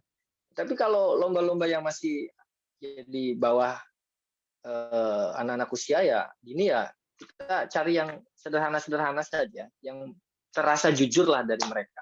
Itu sih. Silakan yang lain, Mas. Oke, ini urut lagi. Kak Jasiro. Ya, silakan dibuka mic-nya dan silakan langsung ke pertanyaan karena ini banyak yang ngantri. Kak Jasiro, bisa dibuka mic-nya? Oke, ini sepertinya belum bisa. Lanjut ke Dede Jalaluddin. Silakan. Mas Dede, bisa dibuka mic-nya? Oke, silakan Mas Dede. Ya, terima kasih. Mohon maaf ya kameranya di off-kan. Yang saya mau tanyakan bagaimana cara menyusun tulisan-tulisan, misalkan di suatu tempat kita berada, ada ide, terus ide itu hilang, terus menyusut kembali di tempat yang lain gitu, supaya tulisan-tulisan itu menyatu menjadi satu, gitu aja sih. Oke, terima kasih Mas Dede. Ini menarik nih ya. Jadi contoh kita sedang berada di tepi laut, terus tiba-tiba muncullah inspirasi atau ide tentang kehidupan laut itu. Terus tiba-tiba kita pulang ke rumah kan, tiba-tiba hilang tuh, aduh apa ya tadi di laut itu ya, gimana ya nulis memulainya? Itu menarik. Nah, saran ini kan kita berbicara teknis ya. Saran ketika kita memiliki kelemahan untuk menyusun ulang kembali peristiwa-peristiwa yang sudah kita lalui, saran saya di save, di foto, bila perlu di foto. Seperti Afri Jalmalna itu dalam menulis puisinya, dalam beberapa ceritanya dia membawa kamera, dia suka moto. Misalkan dia lihat gedung yang aneh, dia foto. Dia melihat bentuk apa, dia foto. Nah, ketika pulang ke rumah dia lihat tuh foto itu untuk mengingat kembali suasana atau peristiwa yang ada di situ. Tadi aku ngapain ya begini. Nah, itu dituangkan dalam tulisan. Jadi teknisnya ya boleh difoto kan, kalau kadang-kadang kita selfie nih, wah bagus nih, asik nih tempatnya, selfie dong selfie. Nah, itu juga bisa mengingatkan kita kembali untuk menulis puisi ketika berada di tempat itu. Jadi banyak teknis lah, ditulis di handphone dulu, atau dijadiin status Facebook dulu, status Instagram dulu, atau foto atau direkam segala macam. Nah, itu bisa menjadi bahan kita nanti ketika kita pulang ke rumah untuk menulis. Silakan yang lain. Oke, ini Kak Jaziro, silakan. Assalamualaikum warahmatullahi wabarakatuh. Waalaikumsalam. Dalam sebuah puisi yang saya pelajari itu kan ada kalimat yang singkat, padat, kayak makna. Sedangkan akhir-akhir ini saya sering melihat puisi itu banyak sekali kata-katanya. Jadi tidak lagi singkat, padat, kayak makna.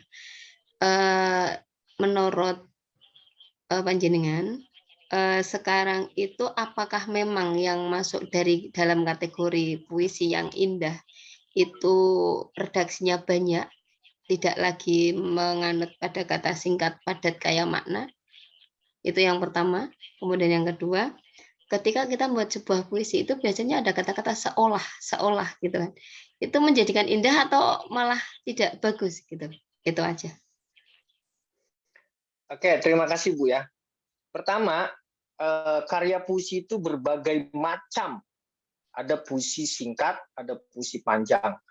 Ada puisi yang cuma 2 baris, ada yang puisi cuma 1 baris. Bahkan sastrawan ternama Sito Situmorang itu hanya menulis 1 baris saja puisi. Nah, itu kita harus memahami dulu. Jadi bukan berarti puisi yang pendek itu bagus, bukan berarti puisi yang panjang itu tidak bagus, atau dibalik, bukan berarti puisi yang panjang itu bagus kayak makna, atau puisi yang pendek tidak punya makna, gitu ya. Jadi setiap puisi itu memiliki perspektif atau pandangannya masing-masing, maknanya masing-masing. Setiap puisi, jangan pernah mengatakan bahwa puisi tidak punya makna. Kata sendiri punya makna. Pintu itu ada maknanya. Satu kata itu padahal ya, kata benda pintu itu ada maknanya. Jadi apapun itu puisinya pasti punya makna. Ya. Terlebih nanti kualitas penyampaiannya itu tidak indah, tidak menarik, ya itu pilihan. Ada mungkin penyair yang sudah jadi memilih dengan kalimat-kalimat yang sederhana. Ada yang memang mungkin dia sedang berproses untuk menjadi penulis puisi yang lebih baik, maka dia memulai menulis dengan hal-hal yang sederhana untuk menuju proses yang menjadi metaforik tadi. Jadi kita tidak bisa nih menjudge dulu sebuah karya itu bagus atau tidak. Itu satu hal ya. Lalu yang kedua, sekarang kita berbicara versi. Ya. Versi puisi yang baik itu yang seperti apa? Ya. Apakah yang metaforik, yang banyak fiksinya dan segala macam, ataukah yang puisi-puisi yang tidak metaforik? Kan begitu. Nah, itu kan versi. Nah, kalau kita berbicara versi, setiap orang punya cara pandangnya, punya versinya masing-masing. Tetapi ada versi umum. Ya, ada versi umum sebuah puisi itu. Versi umumnya itu pasti ada rima, itu versi umum kan? Pasti dia bermetaforik atau tidak ada rima tapi metaforik, gitu kan? Jadi tidak harus semuanya ada, tidak harus rima atau bunyinya ada, bermetafora dengan gaya bahasanya ada, dengan diksinya yang hebat, tidak harus itu. Salah satunya saja sudah ada, itu sudah menjadi puisi itu memiliki nilai untuk karya sastra, gitu ya. Dan teman-teman perlu sadari juga bahwa di dalam ranah bahasa, puisi itu memiliki penyimpangan-penyimpangan dengan kalimat-kalimat yang biasa kita lakukan. Itu sudah sah, memang itu sudah sah. Kalau ada kalimat-kalimat yang tidak biasa, kok ini jadi puisi? Itu memang eksplorasi si penulisnya. Itu sah. Bahkan ada puisi-puisi yang hanya kode-kode gitu. Dia ngomongin puisi tentang apa gitu, tapi isinya kode-kode, tanda seru, tanda tanya, apa sih. Nah, itu sah, itu eksplorasi. Jadi salah satu unsur puisi itu ada di dalam karya Anda, itu sudah menjadi puisi Anda itu berkualitas, katakanlah begitu. Tinggal proses latihannya untuk menuju yang lebih baik lagi, dilatih kualitas bahasanya. Kita banyak membaca, banyak menulis, dibiasakan berdiskusi dengan teman-teman yang mengerti puisi dan segala macam. Gitu Bu ya. Terima kasih. Silakan yang lain. Satu lagi. Oh ya, apa itu Bu? Itu tadi yang diingin dikatakan bahwa yang di awal tadi dalam membuat sebuah puisi itu hilangkan rasa amarah kan gitu kan. Yang meletup istilahnya saya tadi kalau nggak salah dengar itu menghilangkan rasa amarah yang dahsyat sehingga kita itu membuat apa nggih diksinya itu tidak melebih-lebihkan kan gitu. Itu benar nggak yang tadi saya dengar? Gini, maksudnya itu tulislah puisi dengan menyenangkan, dengan bahagia. Gini, kalau kita punya rasa marah, kalau mau nulis puisi nih, kita lagi marah sama seseorang nih, kita mau bikin puisi satir deh, kita marah-marah aja gitu. Ya marah-marah dengan menyenangkan, dengan bahagia gitu kan. Biar tidak terkesan itu puisinya itu hanya maki-maki orang gitu ya. Jadi ya kalau memang misalkan punya rasa marah, marahnya itu dikelola dengan baik. Kalau misalkan ada kata-kata gini, luka ini makin teriris, mengikis, menusuk gitu. Ya itu biasa, artinya ya boleh, itu kalimat yang biasa. Bagus, boleh saja. Ya boleh Bu, bagus itu maksudnya boleh. Kan itu lebih ke deep ya, lebih ke amarah diri gitu. Ya nggak apa-apa, bagus. Gitu ya. Oke, lanjut ke berikutnya nih Mbak Nurlina. Silakan Mbak Nurlina, bisa dibuka mic-nya. Langsung pertanyaan ya Mbak ya.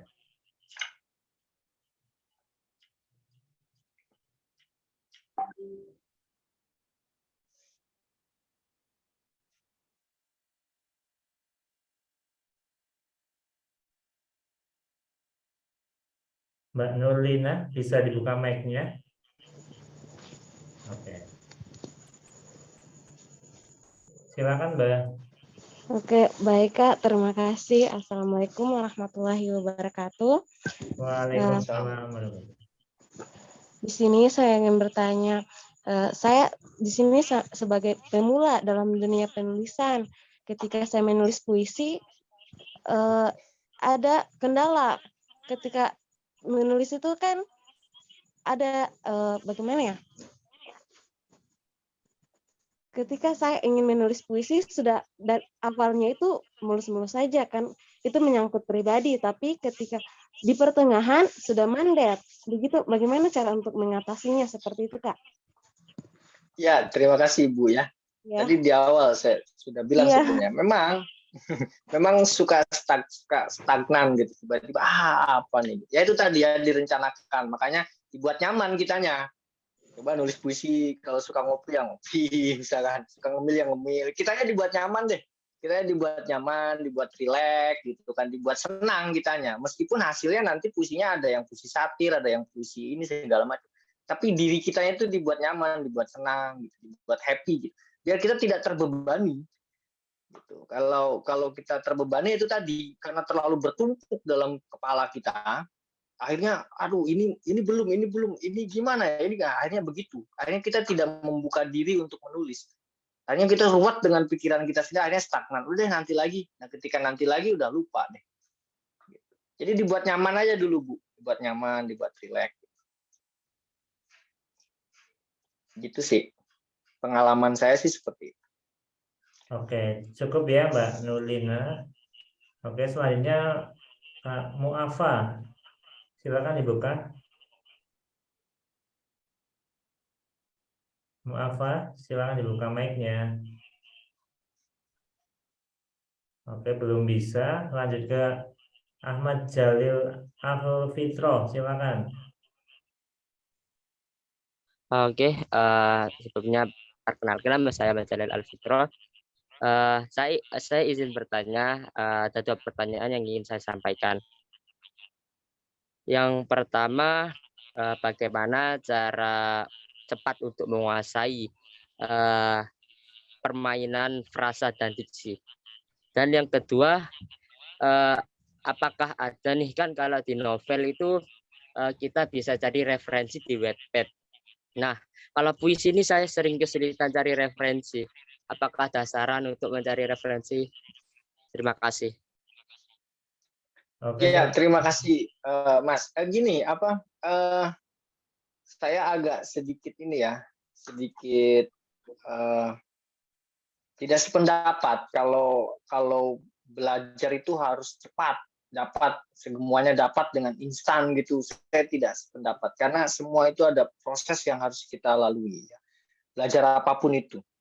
Nah, dalam menulis puisi, ketika kita ingin menguasai apalagi bahasa, kita ingin menguasai frase, menguasai diksi, menguasai dengan cepat itu, wah itu malah kitanya akan terjebak dengan itu dan kita nggak menghasilkan apa-apa. Jadi lebih baik mengalir dengan natural gitu ya, mengalir dengan natural.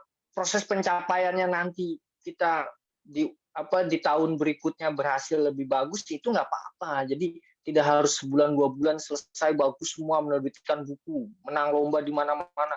Itu agak sulit. Meskipun ada orang yang nggak pernah nulis puisi, tiba-tiba dia menang lomba di mana-mana, kok puisinya bagus. Pasti sebelumnya dia berproses kan, sebelum puisi itu dipublikasikan ke luar gitu kan, untuk diikutkan lomba segala macam, pasti dia berproses sebelumnya. Jadi nikmati saja prosesnya Mas. Ketika si Mas masih stagnan, masih bingung, masih kurang bagus puisinya, ikut lomba masih kalah terus, nggak apa-apa, itu proses. Pada akhirnya Mas akan mencapai titik yang akan Mas inginkan. Saya juga berada dalam wilayah itu pada masa-masa itu. Saya punya keinginan juga pengen cepet berhasil, tapi tidak bisa Mas. Harus instan, harus lama, nggak bisa instan. Gitu. Jadi nikmatin saja prosesnya, belajar terus ya, nikmatin saja prosesnya. Terus yang kedua, tadi apa ya? Saya lupa itu. Coba bisa dulu nggak yang kedua itu? Apa tadi itu? Si Masnya masih ada nggak? Siapa tanya mana ya Mas? Saya nggak ada nih. Oh, udah hilang ya. Iya, saya lupa tadi apa ya. Ada ingat nggak teman-teman, bisa diingatkan nanti ya. Nanti saya jawab kalau saya sudah ingat. Mungkin yang lain dulu deh.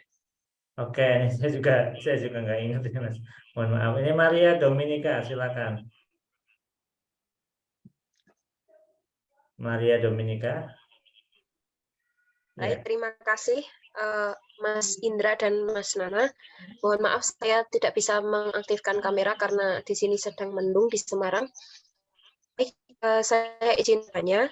Tadi seperti yang disampaikan oleh Mas Nana bahwa dalam puisi harus memuat waktu.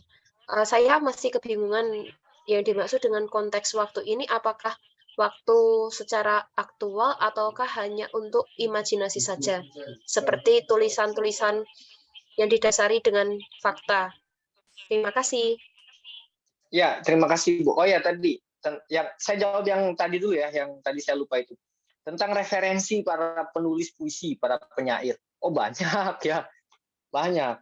Justru gini, saya tidak menyalahkan Wattpad. Ketika si Mas tadi ya mencari referensi novel dari Wattpad, ya boleh, Wattpad bagus lah, ramai lah di situ ya penulis-penulis Wattpad. Tetapi kalau kita berbicara kualitas, bukan berarti kualitas di Wattpad itu bukan berarti jelek, tidak, banyak yang bagus juga. Tapi kalau kita berbicara kualitas, tentu coba cari referensi buku-buku sebelumnya. yang sempat bagus. Kan banyak karya-karya kayak di Indonesia itu sebelumnya tuh banyak, termasuk para penyair sebelumnya banyak. Search ke Perpustakaan Nasional di websitenya banyak, ke perpustakaan daerah bisa, ke Google banyak. Ada Sapardi, ada Sutarji, ada banyak, Rendra dan segala macam, itu bisa menjadi acuan kita dalam menulis puisi ya. Atau di teman-teman sekitar, di komunitas-komunitas sastra yang sudah menerbitkan buku, yang nggak ada salahnya itu jadi referensi kita untuk membaca karya-karya mereka. Bahkan kita beli karya mereka, kita baca bagaimana sih mereka menulis puisi dan segala macam. Nah itu untuk yang jawaban yang kedua tadi yang sempat saya lupa. Tentang kebingungan waktu tadi ya Ibu ya. Tadi kan saya bilang di awal bahwa ada gambaran realitasnya dan ada gambaran imajinatifnya dalam pikiran kita. Nah, itu digabungkan. Seperti kita melihat realitas kita melihat bulan purnama di langit pada malam hari dari balik jendela kamar kita. Itu kan realitasnya ada. Bulannya ada di langit. Kita melihatnya duduk dari kamar melalui jendela. Itu realitas kita. Ya. Tapi dalam imajinasi kita, bulan itu tidak ada di langit, tapi dekat dengan kita. Itu kan imajinasinya seorang penulis. Maka coba digabungkan realitas itu dengan imajinasi itu. Oh, bulan itu ternyata tidak di langit, tapi dia menyentuh jendela. Jadi bulan itu menyentuh jendela kamar kita. Jadi bukan kita yang menghampiri, tapi kita yang menyentuh. Bulan yang menyentuh ke diri kita. Nah itu yang disebut tadi seolah-olah. Jadi ada yang bilang seolah-olah gitu. Apakah itu baik atau? Untuk pemula biasanya memang selalu menggunakan seolah. Misalkan bulan seolah menyentuh jendela kamar kita pada malam hari ini. Tinggal seolahnya saja dihilangkan. Bulan menyentuh. Jadi perubahan satu kata, hilang satu kata sudah bisa menghilangkan segala hal makna di dalam satu bait puisi atau satu kalimat puisi.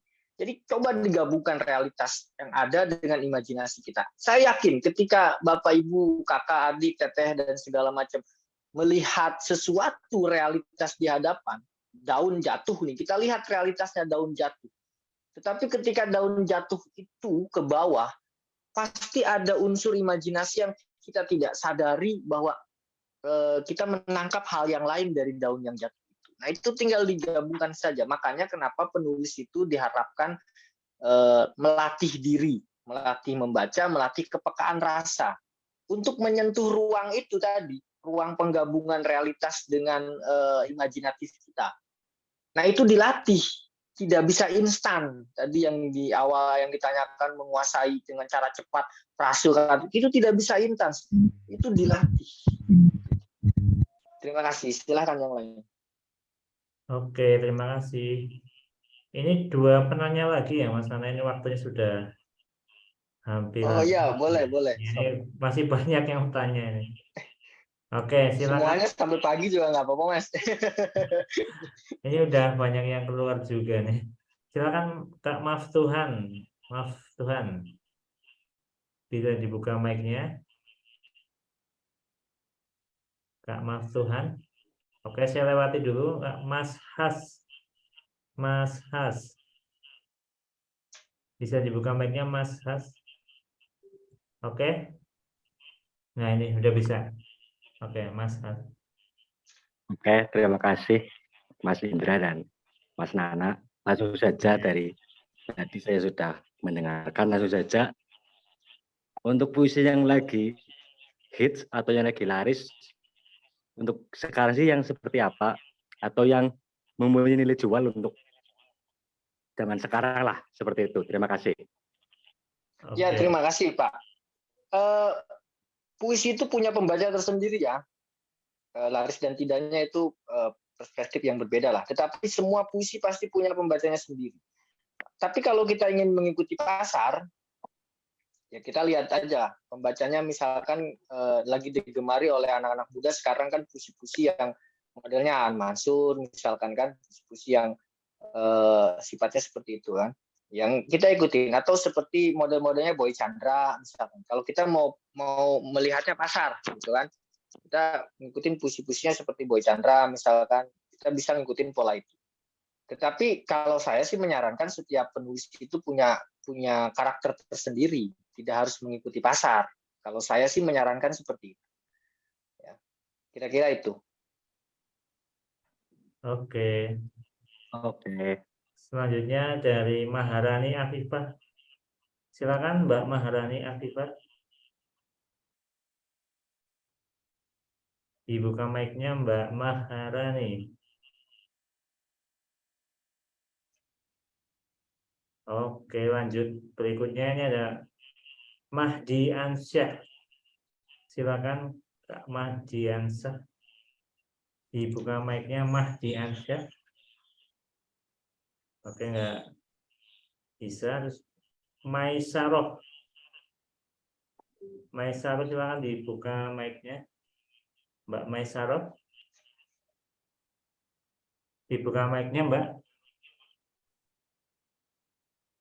Oke, ini sudah tidur mungkin badannya.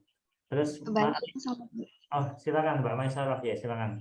Assalamualaikum. Kalau saya dalam menulis puisi, itu biasanya tergantung emosi. Nah, itu emosinya itu biasanya tergantung keadaan saya. Nah, untuk memancing emosi atau menguatkan emosi itu bagaimana? Ya, gini. Di awal tadi saya bilang ya, bahwa menulis itu menuangkan ide, gagasan, dan juga pengalaman yang dilihat dan dirasa dijalani. Ya. Jadi itu emosinya kan di situ. Sudah ada tuh ya. Menulis adalah menuangkan ide, gagasan, dan juga pengalaman yang dilihat, dirasa, dan dijalani atau apapun itulah.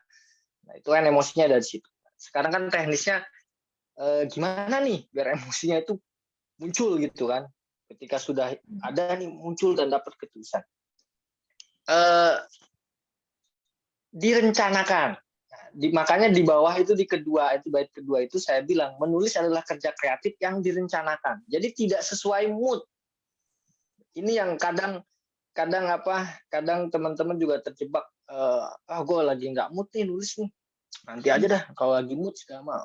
Enggak, kalau ingin menjadi seorang penulis yang berhasil dan selalu berkarya terus, ya harus ada rencana, harus punya target, harus dipaksa. Karena ini kerja kreatif. Tadi saya bilang menulis adalah kerja kreatif.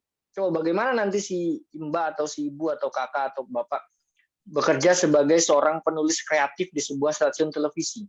Yang itu dikejar tayang terus setiap malam harus selesai tulisan. Karena besok mau dipakai sutradara untuk menulis, untuk dibikin film. Nanti lagi episode 2 lanjut episode 3. Itu kan kerja kreatif, tidak berdasarkan mood. Jadi harus direncanakan, harus dibangun mood, harus dibangun dirinya itu dengan nyaman, dengan nikmat. Diri kita tuh dibawa ke nuansa menulis. Jangan dibawa ke nuansa mood sendiri, ego sendiri. Kira-kira itu ya. Ya, baik. Yang lain. Terima kasih. Oke, ini tampaknya sudah cukup dulu ya Mas. Kita satu dari saya boleh ya Mas ya? Silakan, coba. Silakan. Ya. Coba Bu Endang Setiawati coba. Oh iya Bu Endang silakan. Ya. Silakan dibuka mic-nya Bu Endang Setiawati. Oke, terima kasih banyak kesempatannya Mas Nana dan admin hostnya ya. Dari tadi saya penasaran tentang diksi Mas. Kebetulan saya pernah bertemu dengan salah satu murid saya yang saking inginnya membuat puisi yang cantik itu dengan sebenarnya mungkin niatnya baik ya, didengarnya enak gitu. Tapi pada saat saya menyalahkan, dan bukan berarti menyalahkan ya, Nak tolong diksinya jangan terlampau banyak ya kata-kata diksi puisinya ini. Jadi ke para pendengar awam tidak mengerti apa yang kamu tuliskan dalam puisi kamu. Sebenarnya ada nggak sih Mas batasan diksi yang pemaknaannya itu tidak umum gitu ya, diksi indah gitu ya, renjana ataupun dan lain sebagainya dalam satu baris? Apa ada batasannya atau dibebaskan? Jadi kalau misalnya kita mau memberikan penilaian atau kita mau mengapresiasi sebuah puisi dari karya orang lain, murid misalnya atau teman atau siapapun, kita bisa memberikan memberikan masukan yang baik. oh sebaiknya begini, sebaiknya begitu gitu loh Mas. Saya sendiri pun mungkin kalau lagi idenya lagi banyak, diksinya indah-indah sekali. Saya kumpulkan dalam satu baris, tapi kemudian berpikir, orang lain mengerti nggak ya apa yang saya tuliskan gitu. Bagaimana menurut Mas Nana? Ada batasannya tidak Ya. dalam satu baris? Terima kasih Ibu Endang. Kalau kerja dalam proses kreatif, saya berbicara dalam proses kreatif dulu ya. Dalam proses kreatif menulis tidak ada batasan, karena ketika proses kreatif menulis itu dibatasi, maka tidak akan bisa berkembang. Itu dalam proses kreatif menulis ya. Tetapi sebagai seorang pembimbing, memang harus harus mengarahkan bahwa kalimat ini memang diksinya terlalu padat, sebaiknya dipakai yang ini saja. Itu memang diarahkan. Tetapi kita tidak boleh mengurung kebebasan si penulis itu untuk mengekspresikan apa yang dia ingin sampaikan. Gitu. Jadi pilihannya tetap ada di si penulis, bukan di si pembimbing. Itu loh maksud saya. Saya misalkan membimbing ibu menulis puisi, ibu bebas nih nulis puisi, bla bla bla bla bla bla bla. Ya saya yang mengarahkan begini. Tetapi hasil akhir si puisi itu milik ibu, bukan milik saya. Jadi ibu yang memutuskan. Jadi saya tidak mau mengganti, saya tetap begini. Itu keputusan si penulis, silahkan. Gitu. Terlebih nanti orang lain memaknainya itu, wah nggak ngerti apa sih? Itu kan orang lain. Artinya kita sudah tidak usah memikirkan lagi orang lain.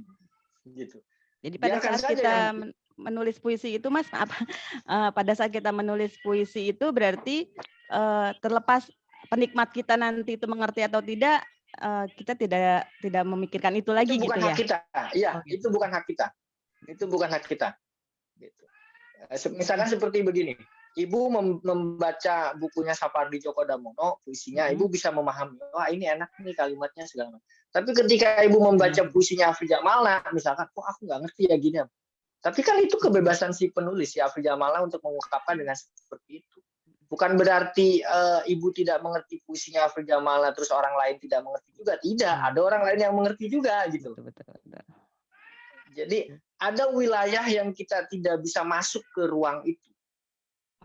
Yaitu proses kreatif milik si penulisnya. Kita boleh membimbing, tapi kita tidak bisa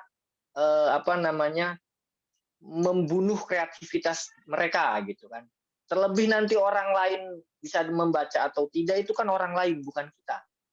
Kita yang nggak ngerti, tapi orang lain ngerti kan bisa jadi. Misalkan ada 1.400 peserta nih ya, yang ikut sekarang lomba, terus ngirim semua nih, 1.400 ya kan. Iya. Apakah saya harus mengerti semua 1.400 itu kan? Dalam maknanya, kan pasti beragam itu kan. Beragam kan? Iya. Nah, itu wilayah saya. Kira-kira begitu. Jadi wilayah Bapak Ibu, adik-adik, kakak segala macam di sini itu wilayah menulisnya saja, wilayah proses penulisnya saja. Jadi tidak usah memikirkan saya mengerti atau tidak. Itu wilayah saya nanti. Ibu hanya menyelesaikan saja tulisannya dengan kreativitas ibu, dengan temanya, dengan diksinya, dengan ruangnya, dengan waktunya, dengan peristiwanya. Itu akan ada. Tidak akan pernah ada dalam sebuah karya tidak ada ruang, tidak ada waktu, tidak ada peristiwa. Pasti ada yang namanya ruang, waktu, dan peristiwa, itu pasti ada. Tidak akan pernah tidak ada. Sama seperti pernyataan saya tadi di awal, bahwa setiap puisi pasti bermakna karena kata sendiri sudah memiliki makna. Satu kata saja, ibu, pintu, sudah bermakna. Bahkan tanda baca itu juga memiliki makna. Tanda seru dipakai untuk apa? Tanda tanya dipakai untuk apa? Koma dipakai untuk apa? Titik dipakai untuk apa? Itu memiliki makna. Jadi jangan sampai kita mengatakan bahwa puisi ini tidak bermakna, itu jangan sampai. Puisi ini nggak ngerti orang, nggak bakal bisa ngerti orang. Nggak, jangan. Karena itu pasti punya makna. Saya pernah menerbitkan sebuah buku puisi dari anak SMP, judulnya Sifat Asli Manusia. Ibu bisa cari di Google Sifat Asli Manusia, itu di website hyangpustaka.com kalau tidak salah. Itu anak SMP yang bikin. Dia kelas 7 atau kelas 8 SMP ya. Itu puisi-puisinya kalau dibaca sama anak SMP itu nggak akan ngerti. Serius, ngertinya dibaca oleh gurunya, ngertinya dibaca oleh saya, ngertinya. itu pencapaian si anak SMP itu sampai sedemikian rupa memilih diksi dan segala macam. Artinya kan mereka punya ini sendiri, punya sudut pandang sendiri dalam memahami bahasanya. Gitu. Dan ternyata ketika dibaca orang dewasa, kok ini anak SMP kok bisa bikin begini ya, gitu kan. Jadi itu kita jangan membunuh karakter seseorang dalam sebuah tulisan, kira-kira begitu. Terima kasih ya Ibu ya. Sama-sama Mas, terima kasih kesempatannya. Oke, terima kasih semuanya. Ini berhubung waktu sudah lebih dari jam 21.30, masih banyak yang mau tanya nih, kita akhiri ya, kita diskusi lain waktu lagi. Kayaknya perlu diskusi semalam suntuk Mas kayak. Iya, ini soalnya ada yang dari Taiwan juga, ada yang dari dari Taiwan Indonesia Timur. Ini beberapa tadi yang dari Balikpapan juga izin live, katanya ada ada yang sudah ngantuk, ada yang ada acara. Ini mungkin lain waktu ya teman-teman. Dan bagi yang ingin belajar lebih dalam tentang puisi dari Mas Nana Sastrawan, ini ada video-video di kelas-kelas sebelumnya, itu ada 7 kelas. Materinya beda semua ya, materinya beda semua. Nanti akan saya share di grup videonya, dan juga PowerPoint-nya boleh di-share juga Mas Nana yang kelas-kelas dulu. Boleh, silahkan. Oke ya. Nanti bisa baca-baca juga supaya lebih dalam. Nah, ini teman-teman silakan manfaatkan, gratis ya dari si publishing ya. Semoga nanti teman-teman bisa lebih bagus lagi dalam menulis, dan buatlah karya terbaik karena nanti akan dinilai langsung oleh Mas Nana ya. Dipilih pemenangnya oleh Mas Nana dan juga dikurasi. Nanti yang lolos kurasi nanti juga sebuku dengan Mas Nana ya. Sebuku dari mana ikut nulis bareng juga. Jadi teman-teman silakan belajar dengan materi yang ada dari kami, nanti bisa memperdalam. Dan jangan lupa subscribe ya, subscribe channel si publishing sama channelnya Mas Nana. Apa namanya ya Mas ya channelnya? Nana Sastrawan Group. Nah itu di situ juga Sastrawan Group ya. Juga banyak video-video keren. Nah salah satunya film yang diangkat dari puisi. Nah itu teman-teman silakan. Nanti saya share linknya ya di grup. Ya, saya share linknya di grup materi-materi yang disampaikan Mas Nana sebelumnya dan juga filmnya. Oke. Nah ini sebelum kita tutup, kita bikin kenang-kenangan dulu. Mari foto bareng ya, foto bareng. Silakan dibuka kameranya. Ini ada 17 slide ya. Wah ini pada dandan dulu nggak apa-apa, silakan. Nah ini 17 slide, nanti kita hitung. Oke ya, slide pertama ini, slide pertama. Oke. 1, 2. Slide kedua. Alhamdulillah masih pada menyalakan kamera. 1, 2. Kemudian slide ketiga. Oh ini menyalakan kamera semua. Slide keempat. Slide kelima. Wah ini masih pada nyala kameranya, ini berarti masih mengikuti. Slide ke-6. Nah ini mulai banyak yang nggak nyala kameranya, nggak apa-apa. Slide ke-7. Kameranya nggak ada yang nyala. Slide ke-8 nggak ada yang nyala juga, nggak apa-apa. Slide ke-9. Slide ke-10. Slide ke-11. Slide ke-12. Slide ke-13. Slide ke-14. Slide ke-15. Slide ke-16. Oke. Oh iya, slide ke-17.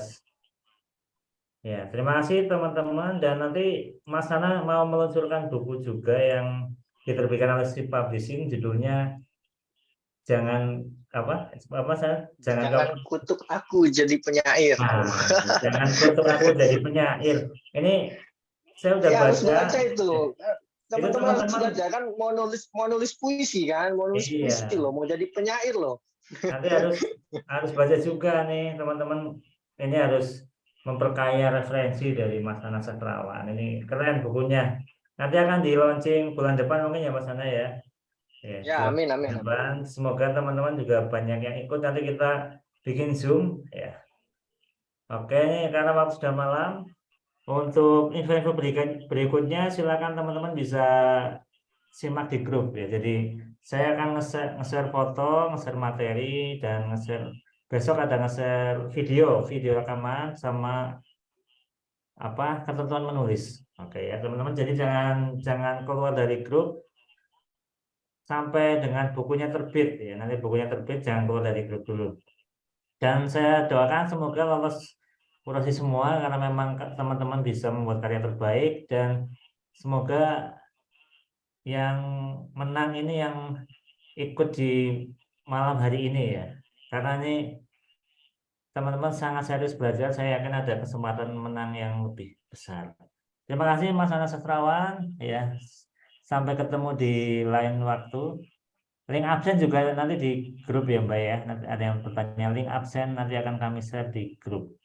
Jadi yang boleh ikut di lomba ini yang mengikuti lewat Zoom pada malam hari ini, dan yang mengikuti lewat YouTube. Jadi yang mengikuti dua-duanya ini juga boleh, dan boleh mengikuti lomba. Kalau belum mengikuti materi tidak boleh ya, karena nanti ada daftar hadir, ada bukti screenshot juga, jadi harus diikuti, teman-teman harus belajar. Dan yang mendapat sertifikat 34 jam pelatihan 34 JP adalah yang mengirimkan karya, karena 34 JP ini yang 2 jam malam hari ini, yang 32 jam adalah praktek menulis selama 1 minggu. Jadi teman-teman harus mengirimkan karya kalau kepengen dapat sertifikat 34 JP. Begitu, terima kasih kami ucapkan kepada Mas Nana Sastrawan, kepada teman-teman semua yang sudah hadir sampai dengan selesai, dan sampai jumpa di lain kesempatan. Terima kasih. Mohon maaf apabila banyak kekurangan. Kami akhiri. Wassalamualaikum warahmatullahi wabarakatuh. Waalaikumsalam warahmatullahi wabarakatuh. Teman-teman, terima kasih ya semuanya. Saya pamit ya. Mas Indra, saya pamit ya. Terima kasih semuanya. Ya, terima kasih Mas Nana. Ya, terima kasih. Waalaikumsalam. Izin menutup Zoom-nya ya. 5, 4, 3, 2, 1. Dadah.